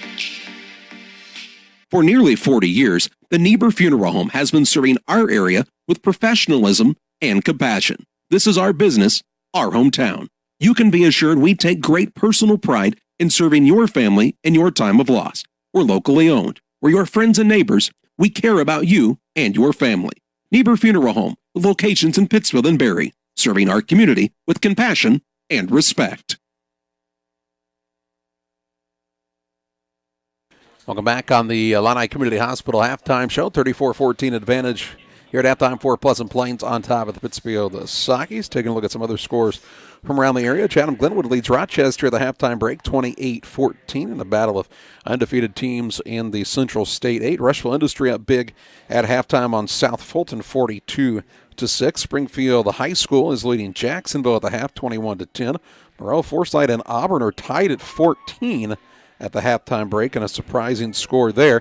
Also in a surprise, it's 22-all between Carrollton and Beardstown at halftime. Athens leading New Berlin 21-7 at the half. New Berlin would need that victory to move to 5-4 on the season. It looks like Athens is taking care of business there. Lewiston on top of West Prairie, Bushnell Prairie City, 10-0 at the halftime. Greenfield leads Brown County 8-7 in the second quarter. North Green on top of Route 8-6. In the second quarter, Sacred Heart Griffin leads Decatur MacArthur 19-0 at the half. Columbia all over Jerseyville 27-0 at halftime. West Hancock and Havana Midwest Central are scoreless, as are West Central and Triopia so far in their contest. Williamsville is up on Porta 51-0 in the first quarter at Last Check. Charlie, my question for you would be, would New Berlin be one of those teams that could sneak in as a 4-5? They're going to have a pretty good number of playoff points. How do you figure? Well, because it's a close conference, and all the close conference 4-5s are going to have an equal number of playoff points technically, because somebody has to win every week. So I don't know. Could be interesting to see with, as we talked about, with the strike going on for the last couple of weeks for the Chicago Public League teams. It's going to really wreak havoc on the football playoffs, as almost all those schools are very large schools, and that's probably going to mean some smaller schools are going to get in with records that have not traditionally got into the playoffs, or with not traditional numbers of playoff points. My understanding is the public league school that had already qualified for postseason contention will still be put in to the bracket in their respective class. However, when you forfeit a couple of games in a row, that means that eliminated some teams from an opportunity to pursue a playoff spot and should allow some smaller teams in. It appears that all 5-4s will make the playoffs, and a couple of 4-5s, and maybe an unprecedented 3-5 as a conference champion before it's all said and done. So very interesting when it comes to the postseason side of things for the state of Illinois, and really an unprecedented process that they're going through. And what you could see, John, is if the strike does not end by the first half of next week, the schools would not be able to have enough practices in before playing another game, because they've been off for so long that they would not be able to participate if the strike ended late in the week. That means you could see double forfeits. You could see forfeits that would carry a team possibly through a couple of rounds of the playoffs without actually having to play due to some forfeits. And it's just a very, very interesting situation due to the strike going on right now in the Chicago school system. And that's called a mess, Charlie. That's and what do you do if you're the IHSA? I mean, you said you're going to put those Chicago Public League teams that would have made the playoffs already, would have already qualified with 5 wins. You got to put them in. I mean, because you have no choice, really. I mean, they're members of your organization. They did everything they needed to do to make the playoffs, but they may not then be able to play the game. And You're doing so. I don't know what you do. You're doing so fully knowing that there's a possibility that the teams may never actually play in the postseason because of the strike. So it's an interesting situation there. These two teams playing tonight here on this field, though, won't be worrying about the postseason this year, but looking to get positive momentum going into next season. And Pleasant Plains right now on top, 34-14. We pause for a break here on the Illini Community Hospital halftime show. We're back with you after this. Like a good neighbor, State Farm is there. You've heard that phrase many times. And Rod Prentice in Pittsfield, your State Farm agent, is the guy you can count on to be your friend and neighbor in the insurance business. He has a complete line of insurance available for you from State Farm Insurance. You can reach him at 217-285-6930. Our family trusts Rod Prentice with all of our insurance needs. Stop by their office on Washington Street and see the girls. And Rod Prentice, your State Farm agent, 217-285-6930. At Lanham Chiropractic, their mission is to ensure that they guide each patient to the possibility and enjoyment of a healthier you. Dr. Chris Lanham works together with each patient to identify the cause of the chiropractic issue and address it through chiropractic care, proper nutrition, and natural supplements, all while utilizing honest and trusting communication. If you're looking for a hands-on chiropractor who's proud to call this area home, call Dr. Chris Lanham at Lanham Chiropractic in Pittsfield at 217-285-6300. Mid-USA Landscaping, serving all of Pike County for residential and commercial lawn care. Mid-USA Landscaping can beautify your lawn and property with proper treatment, spraying, seeding, and of course landscaping designs perfect for your home or business. Mid-USA donates to the local area Little League fields and sports fields at your schools, and they are the perfect fit for you. Call them today at 217-577-4900. That's 577-4900. Mid-USA Landscaping for you. Together, we build. It's more than just a tagline at John Petty & Sons Custom Builders. It's our way of life. Our team is committed to building high-quality, custom-built commercial and residential facilities to fit the needs of your family or business. From design, new construction, renovation, and repairs, we have the expertise to turn your project into reality. Call us for a free quote at 217-248-6196. That's 248-6196. Or check us out on Facebook. John Petty & Sons Custom Builders. Together, we build. It's the Illini Community Hospital halftime show. Illini Express is the walk-in clinic you'll find on the south side of the square in Pittsfield. Open 7 a.m. to 7 p.m. every Monday through Saturday. Illini Express sees patients ages 18 months and older for walk-in medical visits, and it's only $75. That's right, folks. There are places that offer walk-in visits, but check and see what those charges are, because at Illini Express it's just $75, and that's a big deal for one of those high-deductible plans, or if you are somebody who's self-insuring these days, or even if you're not, you can save some money on your insurance plan overall and maybe help them keeping those premiums going up the next year by choosing the right level of service and the right price. And Illini Express can help you with that $75 visit. John, here it is a 34-14 lead for Pleasant Plains on top of the Pittsfield Sockies, and I've never wished more than I do right now, John, that I'd visited the gas station in Chapin, Illinois this past week, because somebody is $1 million richer, thanks to a Powerball ticket that matched all the balls except for the little red one. And you were really hoping they matched that little red one too when they were watching. They're going, oh, only $1 million. Gosh, only $1 million. Hey, unless they bought the mega, which they probably didn't, and they would have already known that, wouldn't they have? They'd have bought the mega multiplier or whatever that is called. That I'm not really familiar. They'd have won $2 million. We don't really support or oppose gambling either way. No, Teach their own. I'll play the Powerball. For some reason, I've always said that it has to be like $400 or $500 million though, because obviously like $80 million is just not enough. It's not enough for John Hull and the lavish lifestyle that he's able to live. It feels like it's gotten cooler outside as the doors have opened and closed here. What a halftime show by the Pleasant Plains young people here. The band played, and they played a tremendous set that included songs from The Wizard of Oz, and there was no place like home tonight at Pleasant Plains for the Cardinals. And then the cheerleaders had a performance, an award-winning performance, we're told, and then the dance team also performed. Really lots of entertainment for the fans here at halftime for Pleasant Plains, and a pretty nice crowd. Really, all things considered, John, you got 2 1-7 football teams playing. And a cold night. And a cold night, and sometimes you'd see empty bleachers like you did during the Cardinals playoff games. But here tonight, there are fans who are excited to be here and watching this contest.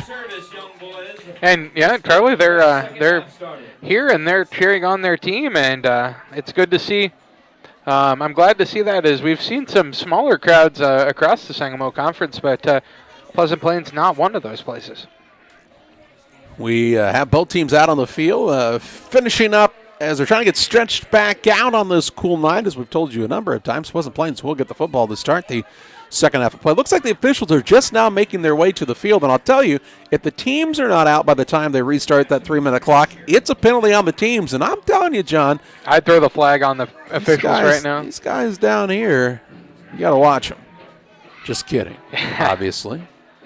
From the Riverton area of this group. Just that guy on the far side who kept calling the illegal procedure. Yeah, penalties. we set a record, most illegal procedure penalties before a touchdown pass in Illinois high school football history. So congratulations to these two teams on being part. I'm not sure if that's really true or not, but a monumentous, it felt like that, didn't it? A monumentous occasion, and really one that you can put a feather in your cap and be proud of, and say, hey, I was there when this record was broken. Or something. Or something like that.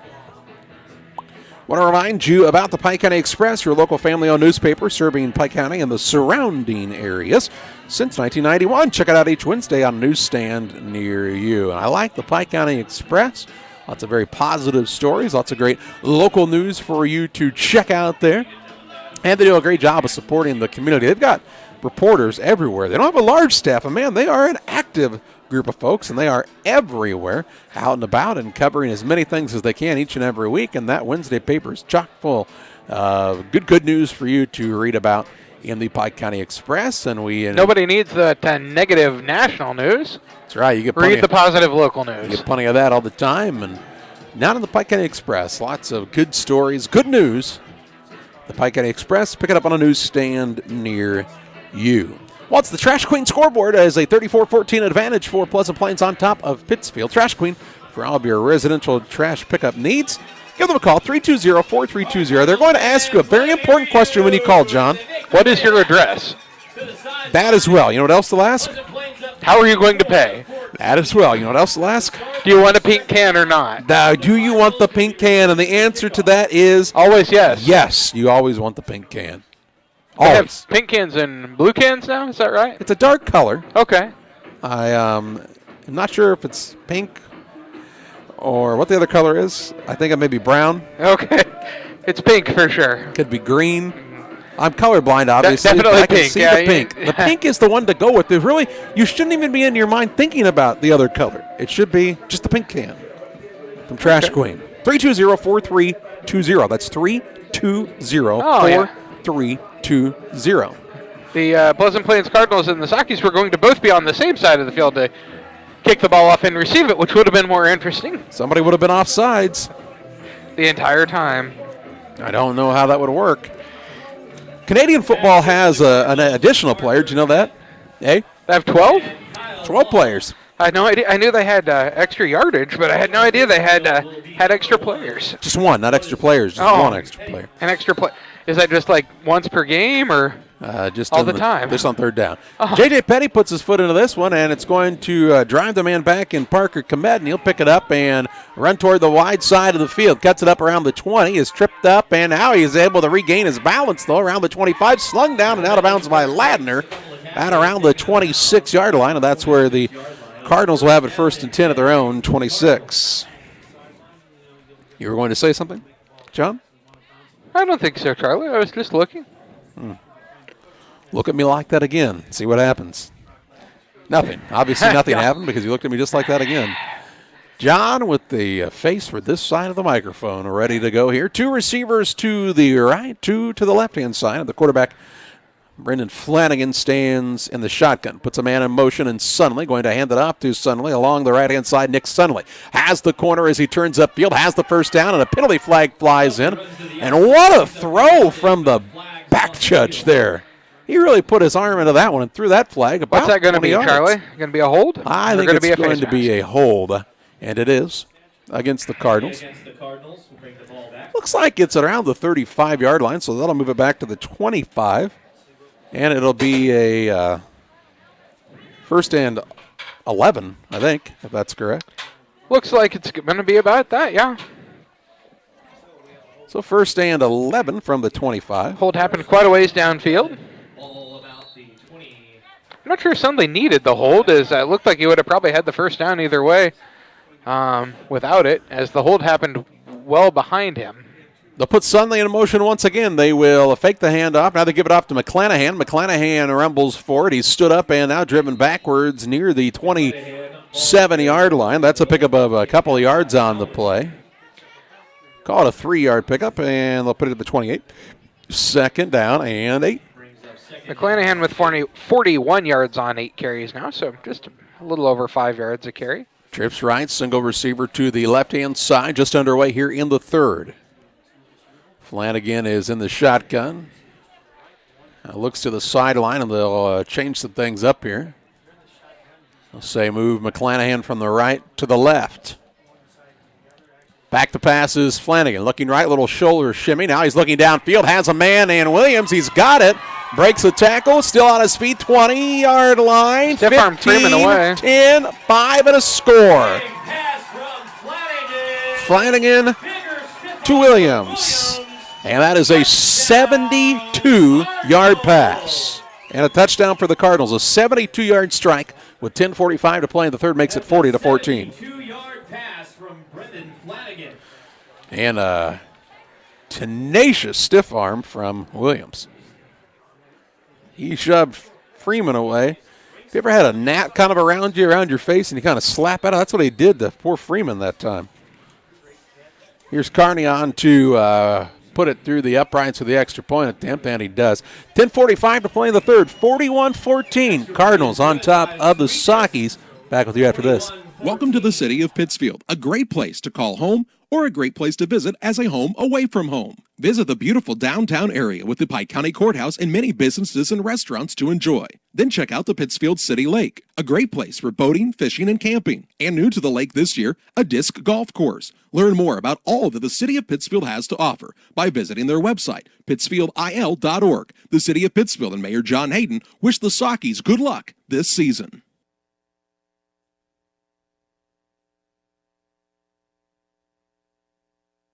10:45 to play in the third quarter. 41-14 advantage for Pleasant Plains on the 72-yard throw and catch. And here comes the kickoff from Kearney. It'll head toward the sideline. Pleasant Plains is going to get this ball. No, it goes out of bounds. Onside attempt, no good. Very similar attempt to the play we saw a little while ago, John. Yeah, and again, I would say it would have been one of those, if it could have bounced one more time inbounds, probably is Pleasant Plains' ball, but State went on ahead and went out of bounds instead. And so the ball went out of bounds at around the 39. I'll move it up to the 40, right, John? Well, you get it on the 35 if it goes out of bounds beyond that, right? So couple brothers get it still on the 39. Still pretty good shoulders. I'm not sure about the knees, but they've still got pretty good shoulders. Oh, wait. Now we're walking it off? Out to the 44-yard line. Oh, there you go. Okay. That must have been where it went out of bounds.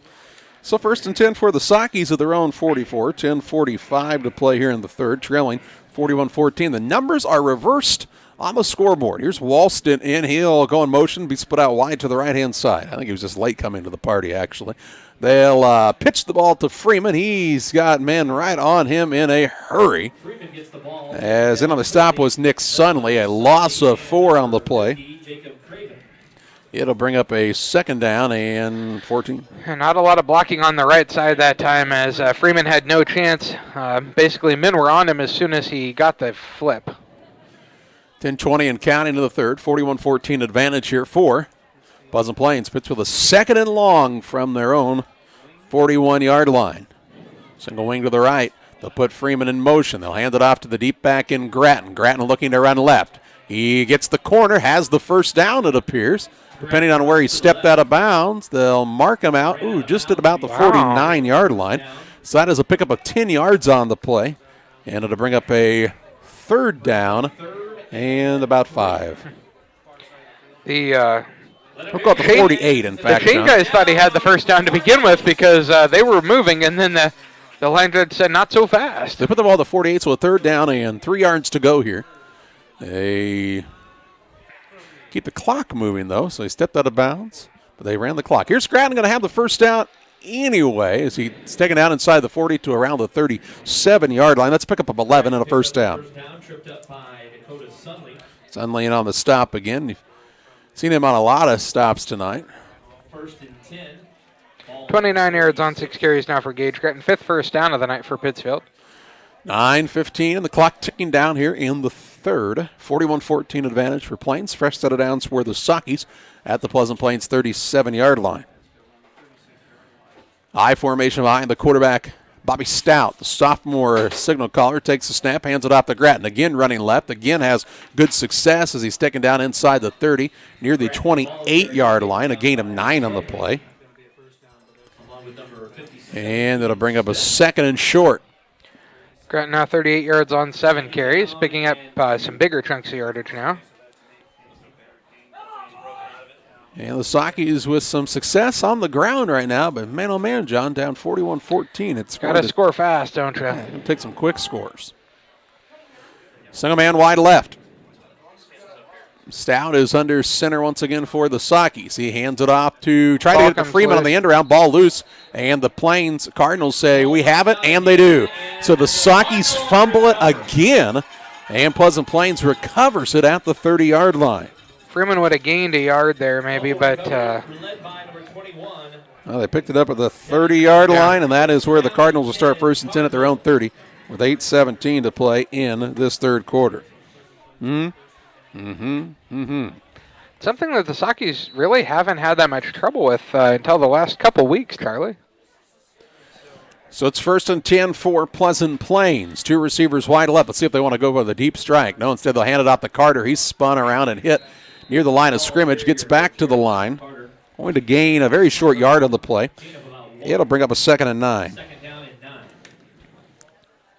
Around that Twine, located just north of Pittsfield across from the airport, your local headquarters for concrete lawn ornaments, statues, fountains, and so much more. Stop by and see them or call 285-5013 for real net and Twine. 2 men are split wide left as Flanagan goes to the shotgun once again, hits his man in Williams, who's got big yardage numbers tonight. He's taken out as he picks up the first down. And out near the 44-yard line, a gain of 13 on the play and a first down. Gives the Cardinals a first down. Fresh set of downs at the 44 for the Cardinals. With 7:32 to play in the third. Mason Williams with 145 yards on 3 receptions, Charlie. Ooh. The 72 and 60-yard touchdown runs were they'll hand the ball off to Sunley, and this is going to be hard to believe, but we have an illegal motion penalty called there. Excuse me, just a sideline warning. Oh, okay, we're just going to sideline warn. So Sunley is going to get the gain out to the 49-yard line. That is a pickup of 7 yards on the play if they spot it there. And it'll be a sideline warning here. Sideline warning. Brings up 2nd down and 3. So in the Socky territory for the Cardinals now. Just likely means that the sideline official was running into people and he really needed the ability to move. As fast as these guys can move down the field, you're going to make sure you have a clear path. Here's Carter. He's going to be taken down to the backfield. Logan Howland in on the stop for the Sockies. Loss of 2 on the play. And it moves it back to the Cardinals 49 now. And it brings up a 3rd and 5. Charlie, are you surprised they didn't try to open it up and go for the kill again there? There's still time. I know. I'd say 2 plays to pick up these yards for sure. 3rd and 5, up 41-14, 6:47 and counting in the third. Cardinals with not a lot of pressure on them right now.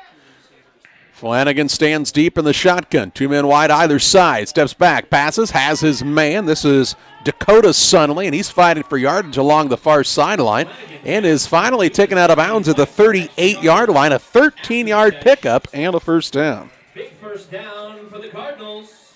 To the Saki 38 and a 1st and 10 for Pleasant Plains.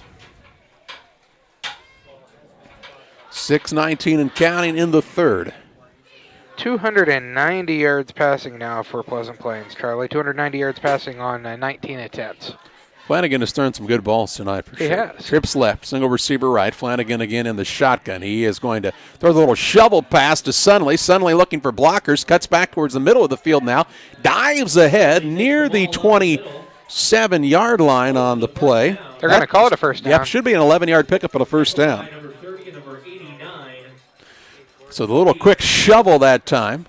And Sunley with the big 11-yard pickup. 5:45 and counting in this third. Another 1st and 10 for the Cardinals. They're really racking them up here. 17 first downs or so. Boy, they move fast. That's got to tire out your defense. They'll hand it off on the end-around play to Parker Komet. Komet looking to cut it back and is taken down out of bounds. He's got the first down, though. Near the 14-yard line. That's a 13-yard pickup on the end-around play and a 1st and 10 from the 14. 19th first down of the night for Pleasant Plains. Moving very, very quickly are the Cardinals. Up to the line of scrimmage with 5:30 to play in the third. Play clock at 20 seconds. And looks like 3 receivers right, a single man to the left-hand side in Kyle Long. Flanagan's in the shotgun. He is going to run the quarterback draw. Makes a couple of men miss. He's still on his feet, and he is taken down inside the 7 to around the 4-yard line. That's very close to a first down. Let's see where they spot it. Call it a 2nd and 2, an 8-yard pickup.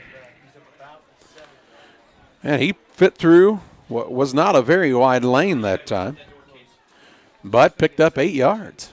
2nd down, 2 yards to go, 5 minutes, and the clock ticking down here in the third. 41-14 Pleasant Plains. Both teams 1-7 at the 6. 6, okay. Yeah, both teams 1-7 coming into this contest, but the Cardinals have owned the Sakis here from the second quarter on.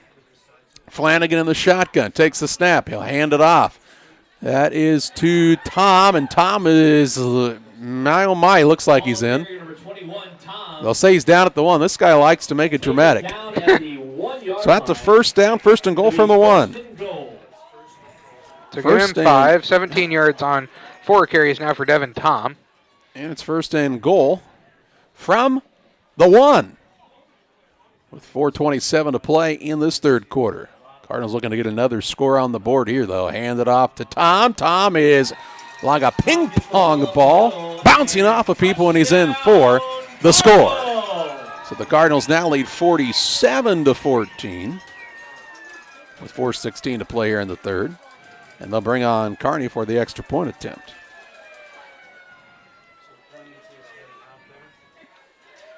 So it's 47-14. Kearney on for the extra point try here to try to extend the lead by yet another point, and it's a low kick, but it is good. 48-14, Pleasant Plains with the lead over the Sakis. 4:16 to play in the third. Back on the other side of this break. Abney Home Improvement is a family-owned company with Christian values. We have a passion for helping our customers find the best products at a great price. We understand making a large purchase of windows and doors for your home is a big investment. Our mission is to be completely upfront with you. We have built our business on trust and reputation. We depend on our customers to refer us to friends and family for their home improvement needs. Call 573-221-0886. We finish what we start with quality for you. Abney Home Improvements, 100% satisfaction is what we build our business on. Welcome back on Central Illinois Sports. 4:16 to play in the third. 48-14 advantage for Pleasant Plains over Pittsfield in week 9 of the season. And what looks to be another year for the Sakis of a 1-win season. Now 1 win came all the way back in week 1. And Riverton looks like a team that was very, very young. And and had some improvements throughout the year. High kick, not extremely deep. Going to be taken by, looks like Cade Corgett. Corgett's still on his feet, makes a man miss, stretches forward, and is taken down at the 49-yard line. So that's Corgett on the return. Yeah, that's Corgett, number 9. 4:08 to play here in the third. Cade Corgett on the return. Cade Corgett, number 9. To the 49-yard line, and that's where Pittsfield takes over first and 10. 4:08 to play here in the third. Charlie, Pleasant Plains, they do give you the ball in good field position, but their defense has done a good job of keeping the Sockies from getting many first downs, only 5 on the night. First and 10, just shy of midfield. Looks like Walston is split wide left. The Sockies will hand it off to Grattan along the left-hand side in the lead play. He's looking for running room and is driven backwards. Gets forward progress out to the 47-yard line. A pickup on the play of 4. Brings up a 2nd and 6. 42 yards on 8 carries now for Gage Grattan. Saw Nathan Gunder out in front blocking for the Sockies. He's been a bright spot on that line. Just a sophomore is Gunder. Yeah, he's done a really nice job on the year. The referee was kind of in the way there, Charlie, as Sockies broke the huddle, and he was right in the middle of them. That was the Cuffle Shuffle. They'll hand it off to the left-hand side. This is Leopard. Leopard with like he was shot out of a cannon that time. His biggest gain of his career on that play, down to the 38-yard line, a gain of 9 in the 1st and 10. 12 yards on 2 carries now for Ben Leopard. So first down for the Sockies with 3:10 and counting in the third. They're 6th. So they picked up 6 first downs. The Pleasant Plains has picked up 21. 21. A little bit of a disparity there. Under center is Stout once again. Takes the snap, hands it off to the deep back and Leopard. Runs into the back of his own lineman, but keeps his legs moving. He'll get positive yardage on the play to the 36, a 2-yard gain. In on the tackle, number 22, A.J. Pankey. 2nd down and 8. Brings up 2nd down and 8. 2 minutes, 35 seconds to play in this third. 2nd down, 8 yards to go for the Sockies. Under center is Bobby Stout. Puts a man in motion in Grattan. He'll hand it off to the fullback, though, and Howland. He's fighting, but, man, there's just nowhere to go. Good job by the interior lineman of the Pleasant Plains defense. And it's no gain, no loss. 3rd and 8 from the 36. Let him hear you, Cardinals fans. Carter, who we've seen play offensive line and running back, is on the defensive line, and he made the stop that time for the Cardinals. He just says, hey, Coach, where am I this play, right? 1 minute, 50 seconds, and the clock ticking down in the third. Stout under center.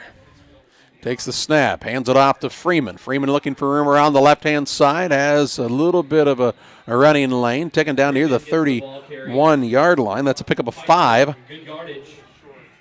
The Sockies will get up quick to the line of scrimmage. They'll try to draw Pleasant Plains off sides here. And they do. So that'll be a 5-yard penalty and a first down for the Sockies. Sockies came set hard, and drew him off, I believe. If you had watched any game film on Pittsfield this year, anytime they come up to the line that fast, it has always been a hard count. And there's not even a play there most of the time for the Sockies. If they can't burn draw them off, they're going to burn a timeout. But they came up. Everybody came set all together all at once and drew that defensive line off.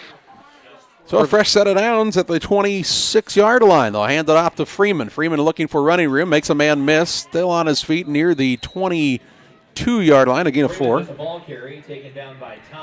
a 2nd down and about 6. 51 yards on 8 carries now on the ground for Jacob Freeman to go along with 1 reception for no gain. Under 50 seconds to play in this third quarter. The Sockies are the 2nd and 6 from the 22. Under center is Stout. Quick snap count. Hands it off to Freeman again. Cuts back inside. Still on his feet. Looking for running room. Has the first down and more. Close to the 10-yard line. In fact, he's inside the 10 at about the 7-yard line. A pickup of 15 yards. That'll be first and goal from the 7.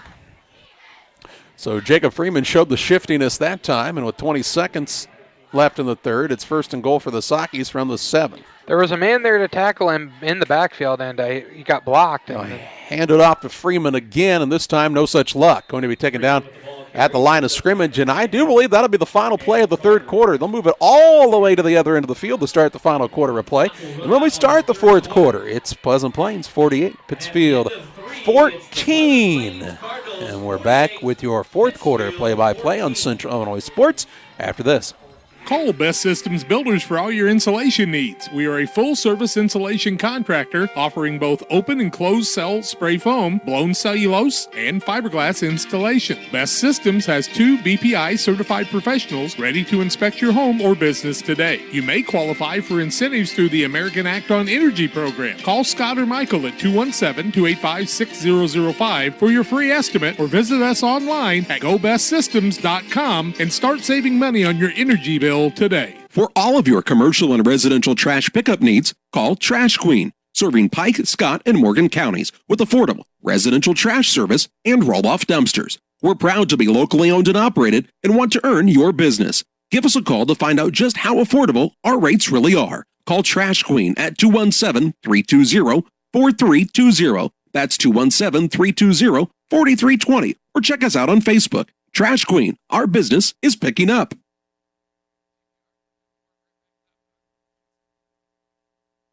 Ready to start the fourth and final quarter of the season for these two squads.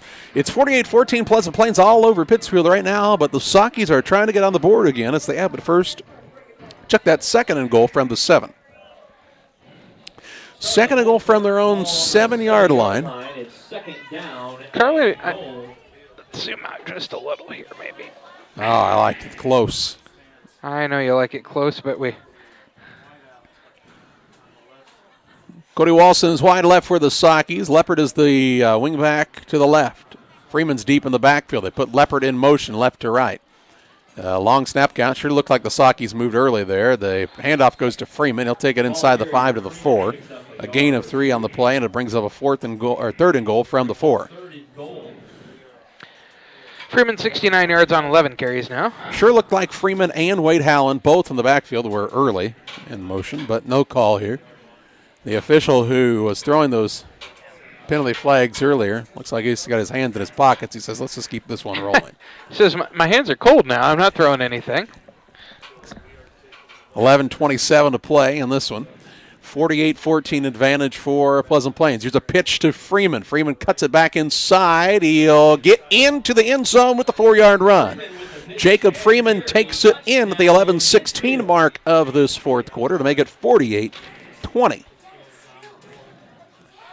So a 48-20 score here. And J.J. Petty on for the extra point attempt. He's 2 for 2 so far. And it looks like they won't bring J.J. on the field. They're going to go for 2 here. And I do believe that the Sockies just checked in. Corbin Fentress just checked in as eligible to be a ball carrier. I think he did. He's lined up in the backfield. It's Corbin Fentress here. They will fumble it either way. So, not sure what it was supposed to be, but it wasn't that one. And with 11:16 to play in this one, it remains a 48-20 contest. And we're back after this from the Farmers National Bank of Griggsville.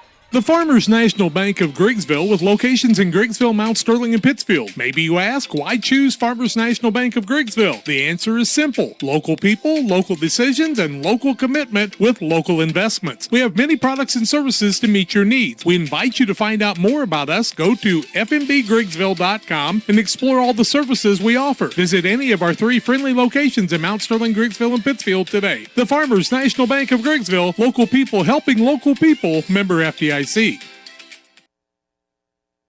What is a 48-20 score with 11 minutes, 16 seconds to play in this contest, John? And Pittsfield will kick it off. Score sometimes, Carly, that would be enough time for them to score 100 more points? If you're the Sockies, I think you're coming at the onside kick here. I think if you're looking to win the game, you definitely have to be. Last game of the season, nothing to hold back now.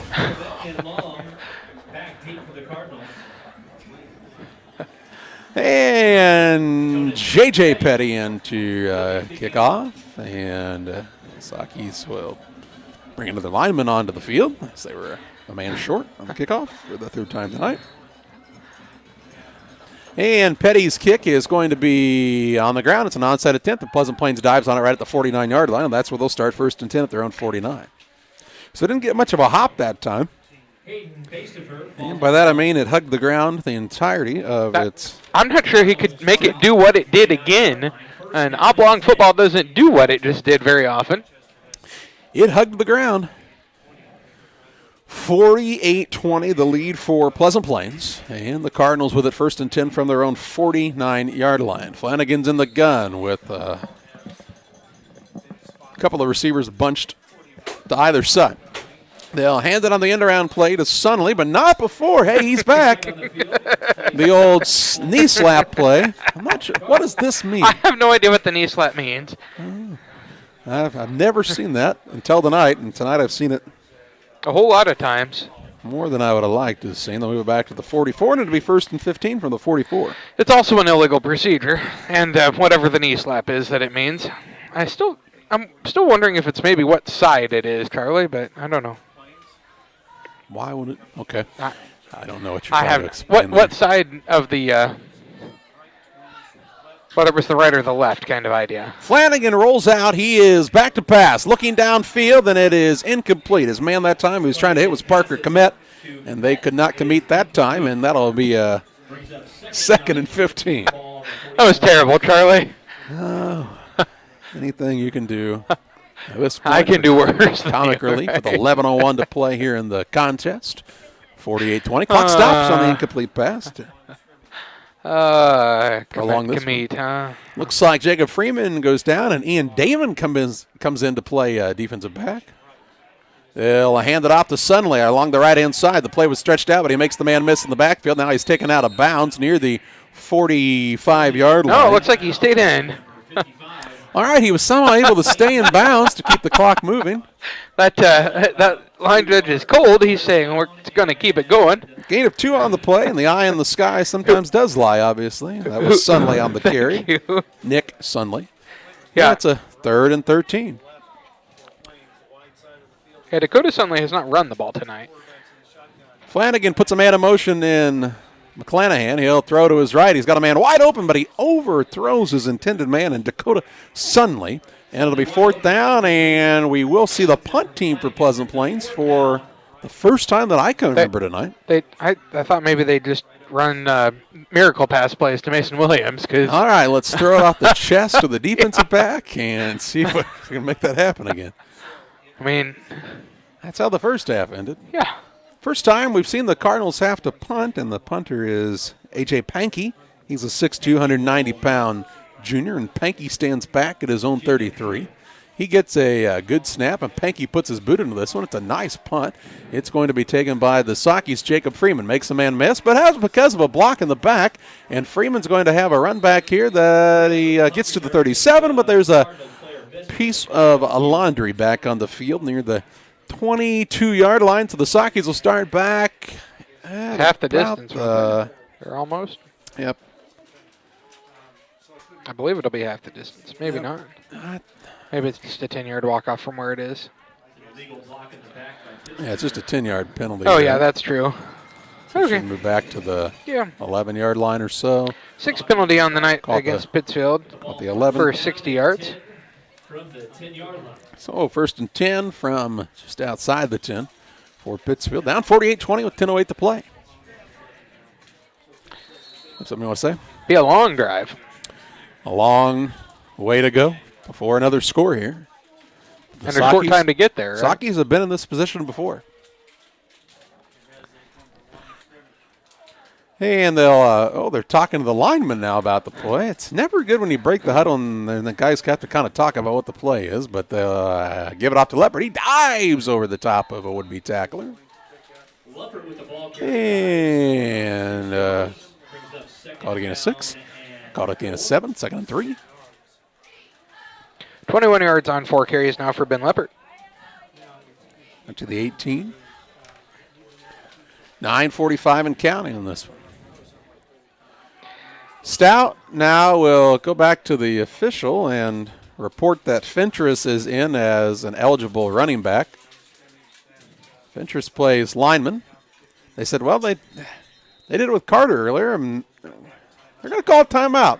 The play did not work on the two-point conversion. There's some confusion here on this play, but maybe after this timeout, John, they'll have the formation where they want it to be. Okay. Trying to get the senior Fentress a carry, I guess, is the thought here. Uh-huh. And they'll burn a timeout to talk about it. Okay. So this is a play that obviously they've worked on during practice. And haven't gotten it quite down pat. Allegedly. Like swimming in a canal.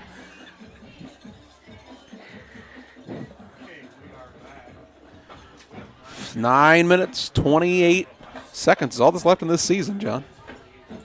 For both of these teams, at least, that's true. And 48-20 the score. Pleasant Plains with the 28-point lead.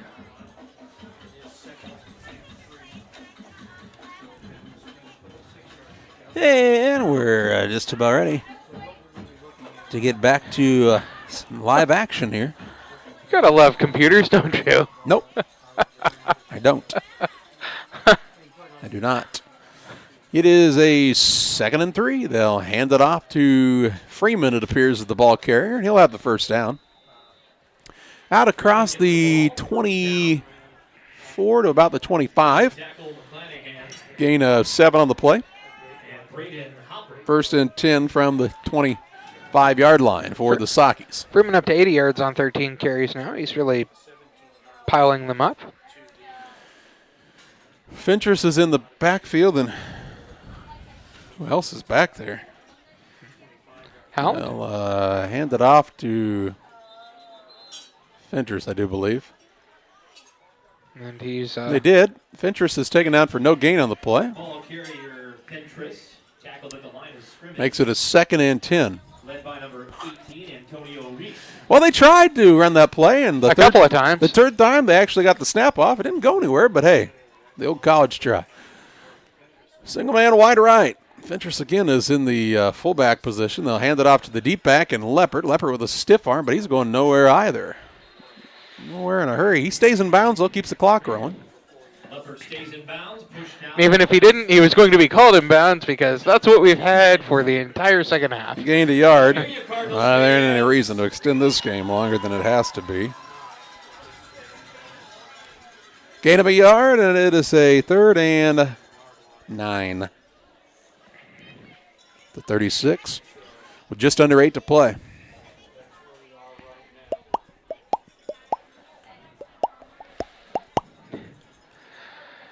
And the Sockies come out here. Let's see what they want to run on this 3rd down play. As Stout will be under center. Whenever they run, they need to run it fast. Sure looked like they had men in motion, but they'll throw it downfield, and it'll be pass right to Sunley. Sunley is on his feet looking for running room, and he's taken down after the 2nd interception of the night by Stout. The only man that had a chance to catch that ball was Sunley, and he went and got it. And so it looked like a punt almost. I mean, Sunley ran up underneath of it. I thought he was maybe going to fair catch it for a second. Yeah, it was not one of the best throws that Stout's had this season. It was a good deep throw. I'm just not sure who was supposed to be with it. There was nobody home. No. It'll be 1st and 10 from the 38-yard line for Pleasant Plains. That's the Socky 38. And Flanagan's in the shotgun. 2 men wide left, 2 men wide to the right-hand side. And he's got Tom to his left. He sends Sunley in motion, going to hand it off to Tom. Tom up the gut is going to be taken down at the 35-yard line. A pickup on the play, 3. Brings up a 2nd and 7. Dell on the stop for Pittsfield. Dell's a senior, isn't he? He is. Flanagan again back to the line of scrimmage in a hurry. He's in the gun, trips left, single man to the right-hand side. They put a man in motion. They'll throw to the motion man out of the backfield. This is Tom. Tom with the catch. Makes a man miss. Has the first down. A pickup of 7 on the play and a 1st and 10 to the 28. So another first down for Pleasant Plains. Their 22nd of this game. How many yards there, Charlie? 7. Thank you. 1st and 10 from the 27-yard line. Cardinals looking to get another score on the board here. 6:40 to play. Trips to the right. And they'll hand it off again to Tom. Tom's got blockers out in front. Turns the corner. He may go for a score, and he will. Devin Tom with the TD. With 6:25 to play on this one, it makes it a 54-20 score. How many yards there, Charlie? Well, he was at the 27, John, so you do the math. That was where I wasn't for sure of. I looked up at the board, and it wasn't on there. So 54-20 the score, and Kearney on for the extra point attempt here. Try to extend it out to a 55-20 lead. The Trash Queen, the scoreboard. Sunley's the holder. The hold is down. The kick is up, and the kick is good. 55-20. And with 6:25 to play, we'll have the rest of the fourth quarter after this. Just like that, the kids are back in school, the summer's over, and we're back to doing homework in the evenings with our wonderful children. Nothing makes this scenario more magical than having a reliable internet connection to get all the homework complete, followed by everyone off to baths and bed.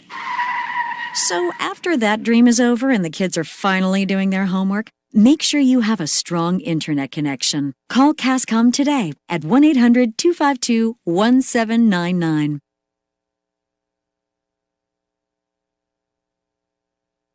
6:25 to play in this one. 55-20. Pleasant Plains on top of Pittsfield. Steve Smith Painting. You can call Steve for all of your painting needs, from one room to the whole house, from a fence to a barn or a grain bin. Steve Smith can do it all with quality work and affordable pricing. Inside, outside, the left or the right side, Steve Smith Painting, the guy to call, 217-248-0993. He'll do a great job. He's got a crew to help him out, and they do a great job as well. If it needs painted, he can do it. Pretty good golfer as well. He's had a couple holes in one in the last few years even, I think. Not as good as his wife, Diane, but a pretty good golfer. Here's a kick that's going to be taken by the Sakis. This is Story. Story is looking to turn it upfield and is taken down at around the 32-yard line, and that's where Pittsfield will start. 1st and 10 at the 32. So 1st and 10 for the Sakis with 6:16 to play. 55-20. 1-7 are both of these teams coming in. Plains is going to finish the season 2-7. The Sakis are going to be 1-8 for the second straight year. And have just a couple of victories over the last 3 seasons combined. Unless a major miracle occurs. There he is, folks. The glass half full, John Hull. Somebody's got to have a glass half full, Charlie. I'm not sure when what's they hang out with you and the glass half empty, it's sometimes about 3/4 empty. Sometimes questioning what's in that glass, John. 6:16 to play. Yeah, there is that too. 55-20 the score. They'll hand it off along the right-hand side. The ball carrier is Leppert or Howland. It is Howland. Howland gains 7 on the play. About 5-6 yards. And it brings up a 2nd and 3 from the 39-yard Brings up 2nd down. line, 38-yard line. Looks like Howland and Gratton are both out now. 5:50 and counting in this one. 55-20 score. And so not a lot to determine in this one but the final score. Stout under center, fumbles the snap, picks it up, runs forward, going to gain a yard on the play. Drop snap, Stout picks it up. Give him 1. He's got 13 yards on 3 carries now.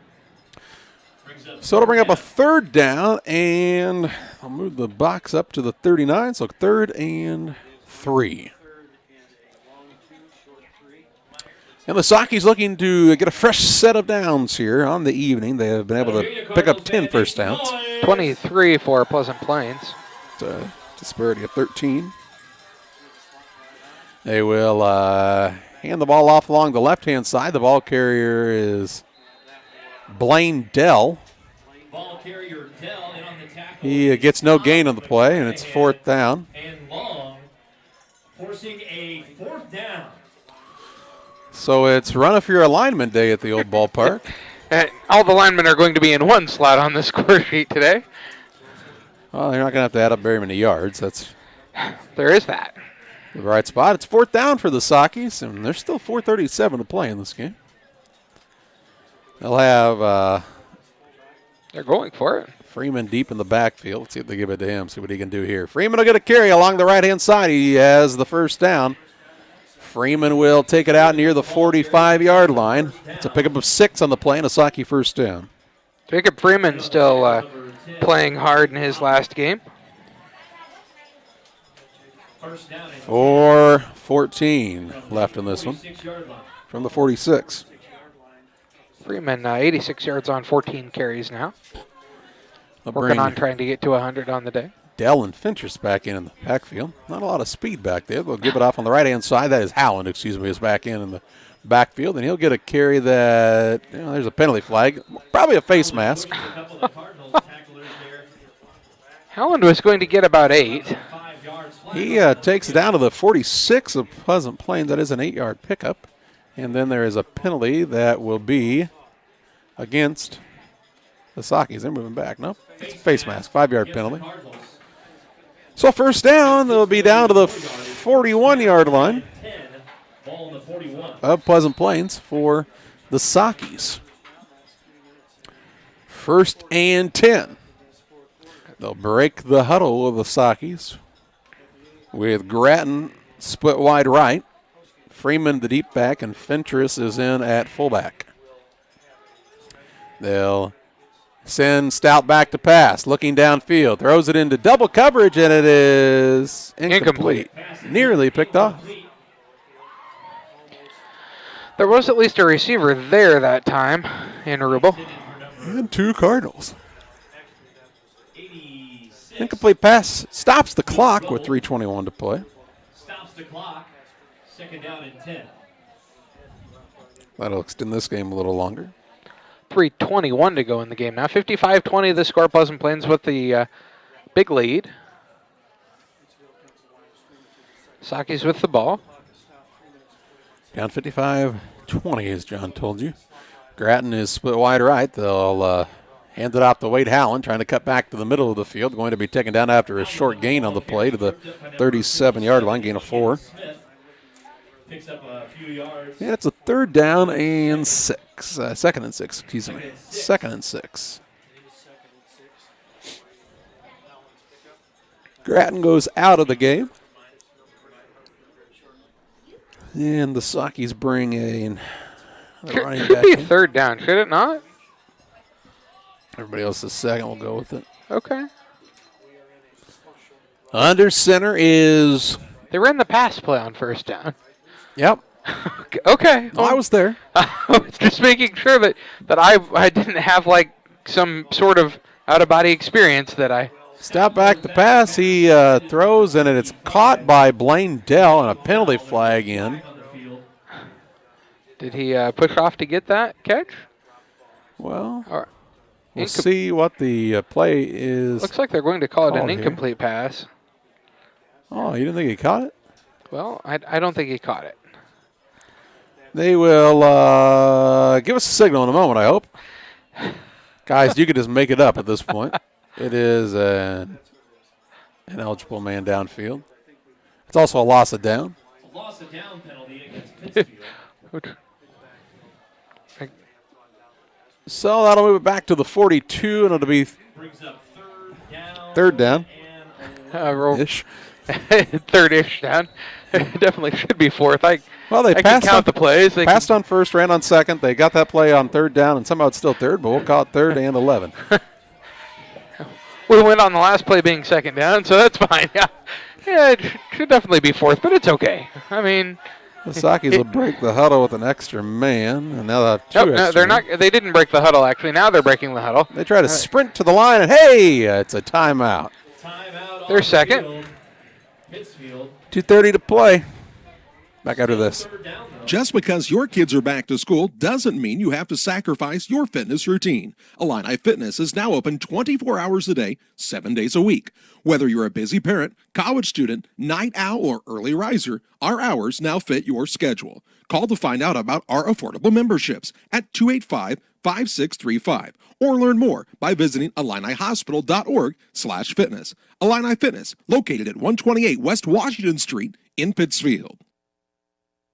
The team at Pike County Real Estate specializes in residential homes, commercial properties, tillable, and hunting land in west central Illinois and northeastern Missouri. We treat our clients with the utmost respect and do our very best to connect buyers and sellers together to best suit the needs of our customers. See our current properties at www.pikecorealestate.com or call us at 217-285-5800 for Pike County Real Estate.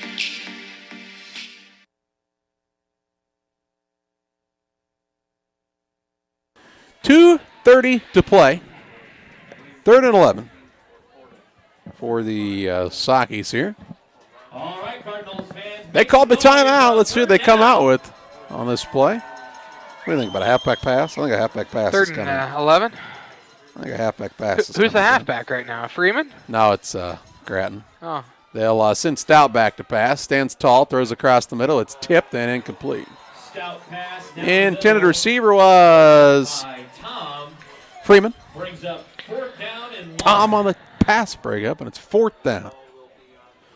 Could very well be the final play of the season for the Socky offense. 2:23 to play. And It was a pretty well thrown ball by Stout that time, just broken up by the defender. He gets paid to play too. He shouldn't. Back to pass is Stout. Uh-oh, pressure from the backside. Throws downfield, and it is intercepted. Picked off. He should have let it fall to the ground. It would have gotten the ball in a lot better field position. So they'll say it is incomplete. They haven't signaled yet. Okay. Did he catch it or did he not? Let's say he did. Okay. Well. And so 2:15 to play. The Cardinals very well could just kneel this one out or run a couple of easy run plays here. But let's wait and see what happens. Looks like they're going to give him the interception, folks. 1st down. No, I didn't catch the ball. What are you talking about? I mean, it's one of those where you're like, no, I didn't catch it. No. Throw it away, right? You always had that problem when you intercepted the ball on 4th down too, Charlie, didn't you? Never happened. Tom Shaw had an interception. He just scored. It was a pick 6 even. 17 years ago. 2:15 to play. In the shotgun, they'll hand it off to the running back here. Trying to identify a number on that man. Was it McClanahan? It was. McClanahan with the ball carry. He'll gain a yard on the play. That's for those who have hung around to the bitter end of this one with us. It'll be baseball season before you know it. Right after basketball. Basketball's right around the corner. Are you rushing into baseball season already? I'm just thinking it'll be warmer at that point. Oh, okay. At least we're out of the wind, not on the roof.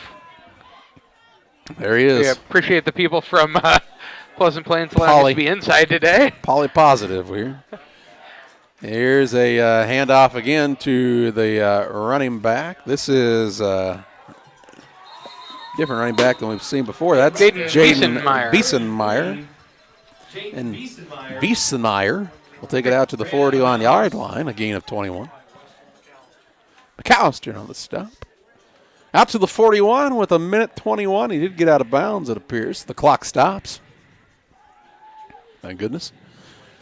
55-20 the advantage for Pleasant Plains. In the shotgun is Seth Keininger. He's a freshman.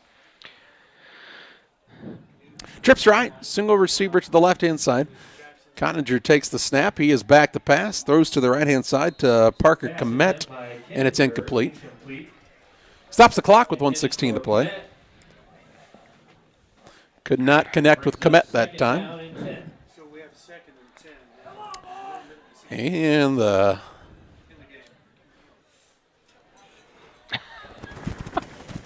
Cardinals will come out with a couple of receivers left. 2 men to the right-hand side.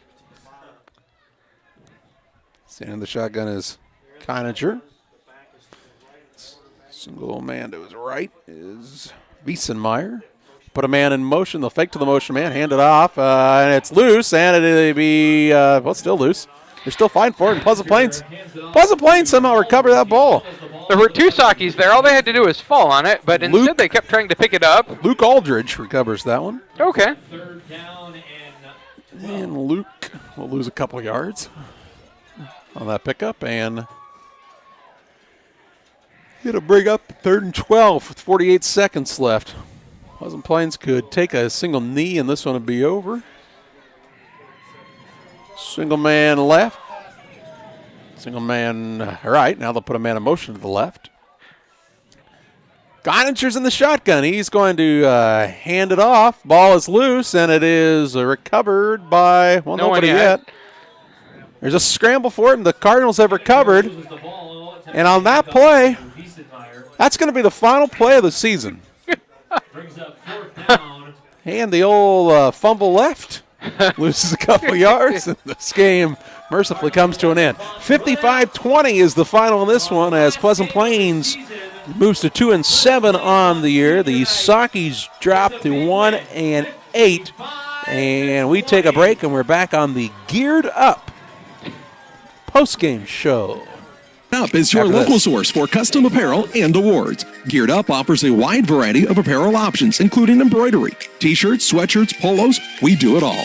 Ask us how we can help you raise funds for your local school or organization. Find us online at www.wegearyouup.com or call 217-473-6290. That's 473-6290 for Geared Up custom apparel and awards. At Illini Community Hospital, our goal is to provide high-quality medical care close to the communities we call home. Our team of providers and nurses are here to help guide you every step of the way to your healthcare journey with the personalized style of medicine you've come to expect from Illini. Illini is proud to welcome Dr. Esfaldo Wesley, oncologist, to our oncology team. He joins Sherry White, nurse practitioner, providing high-quality oncology care right here at home. For more information, visit IlliniHospital.org. Illini Community Hospital, proudly improving the health of our communities. Abney Home Improvement is a family-owned company with Christian values. We have a passion for helping our customers find the best products at a great price. We understand making a large purchase of windows and doors for your home is a big investment. Our mission is to be completely upfront with you. We have built our business on trust and reputation. We depend on our customers to refer us to friends and family for their home improvement needs. Call 573-221-0886. We finish what we start with quality for you. Abney Home Improvement, 100% satisfaction is what we build our business on.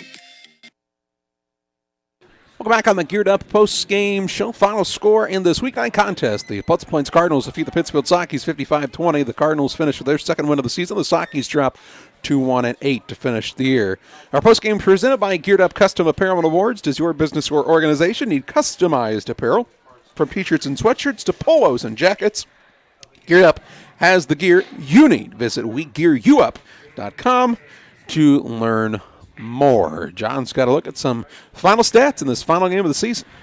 First, for the Pittsfield Sakis, they finished the game with 12 first downs to 24 for Pleasant Plains. They were led in rushing by Jacob Freeman, 86 yards on 14 carries, 42 yards on 8 carries for Gage Gratton, 22 yards on 5 carries for Wade Howland, 22 yards on 5 carries for Ben Leppert, 13 yards, 3 carries for Bobby Stout. And then Corbin Fintris and Blaine Dell each carried the ball once for no gain in the ball game, to total out to 147 rushing yards. Bobby Stout was 3 for 12, passing 25% for 58 yards with 3 interceptions. Passes completed 53 yards to Gage Gratton, 5 yards to Wade Howland, and 1 catch by Jacob Freeman for no gain. So 147 rushing yards, 58 passing yards, 205 total yards of offense for Pittsfield. For Pleasant Plains, they were led in rushing by 48 yards by Devin Tom, 42 yards by Matt McClanahan, 16 yards on 7 carries by Nick Sunley, 27 yards on 6 carries by Jeremiah Carter from the line position, 19 yards on 2 carries for Wiesenmeyer. Komet ran the ball once for 13 yards to total out to 175 rushing yards. Quarterback Brendan Flanagan was 13 for 24, passing 54% for 308 yards. Passes completed for 112 yards on 6 catches by Dakota Sunley, 145 yards on 3 catches, and 2 touchdowns for Mason Williams, 44 yards on 3 catches for Nick Sunley, 7 yards on 1 catch for Devin Tom. So 175 rushing yards, 308 passing yards, 483 total yards of offense for Pleasant Plains on the night. They finished the night with 24 first downs.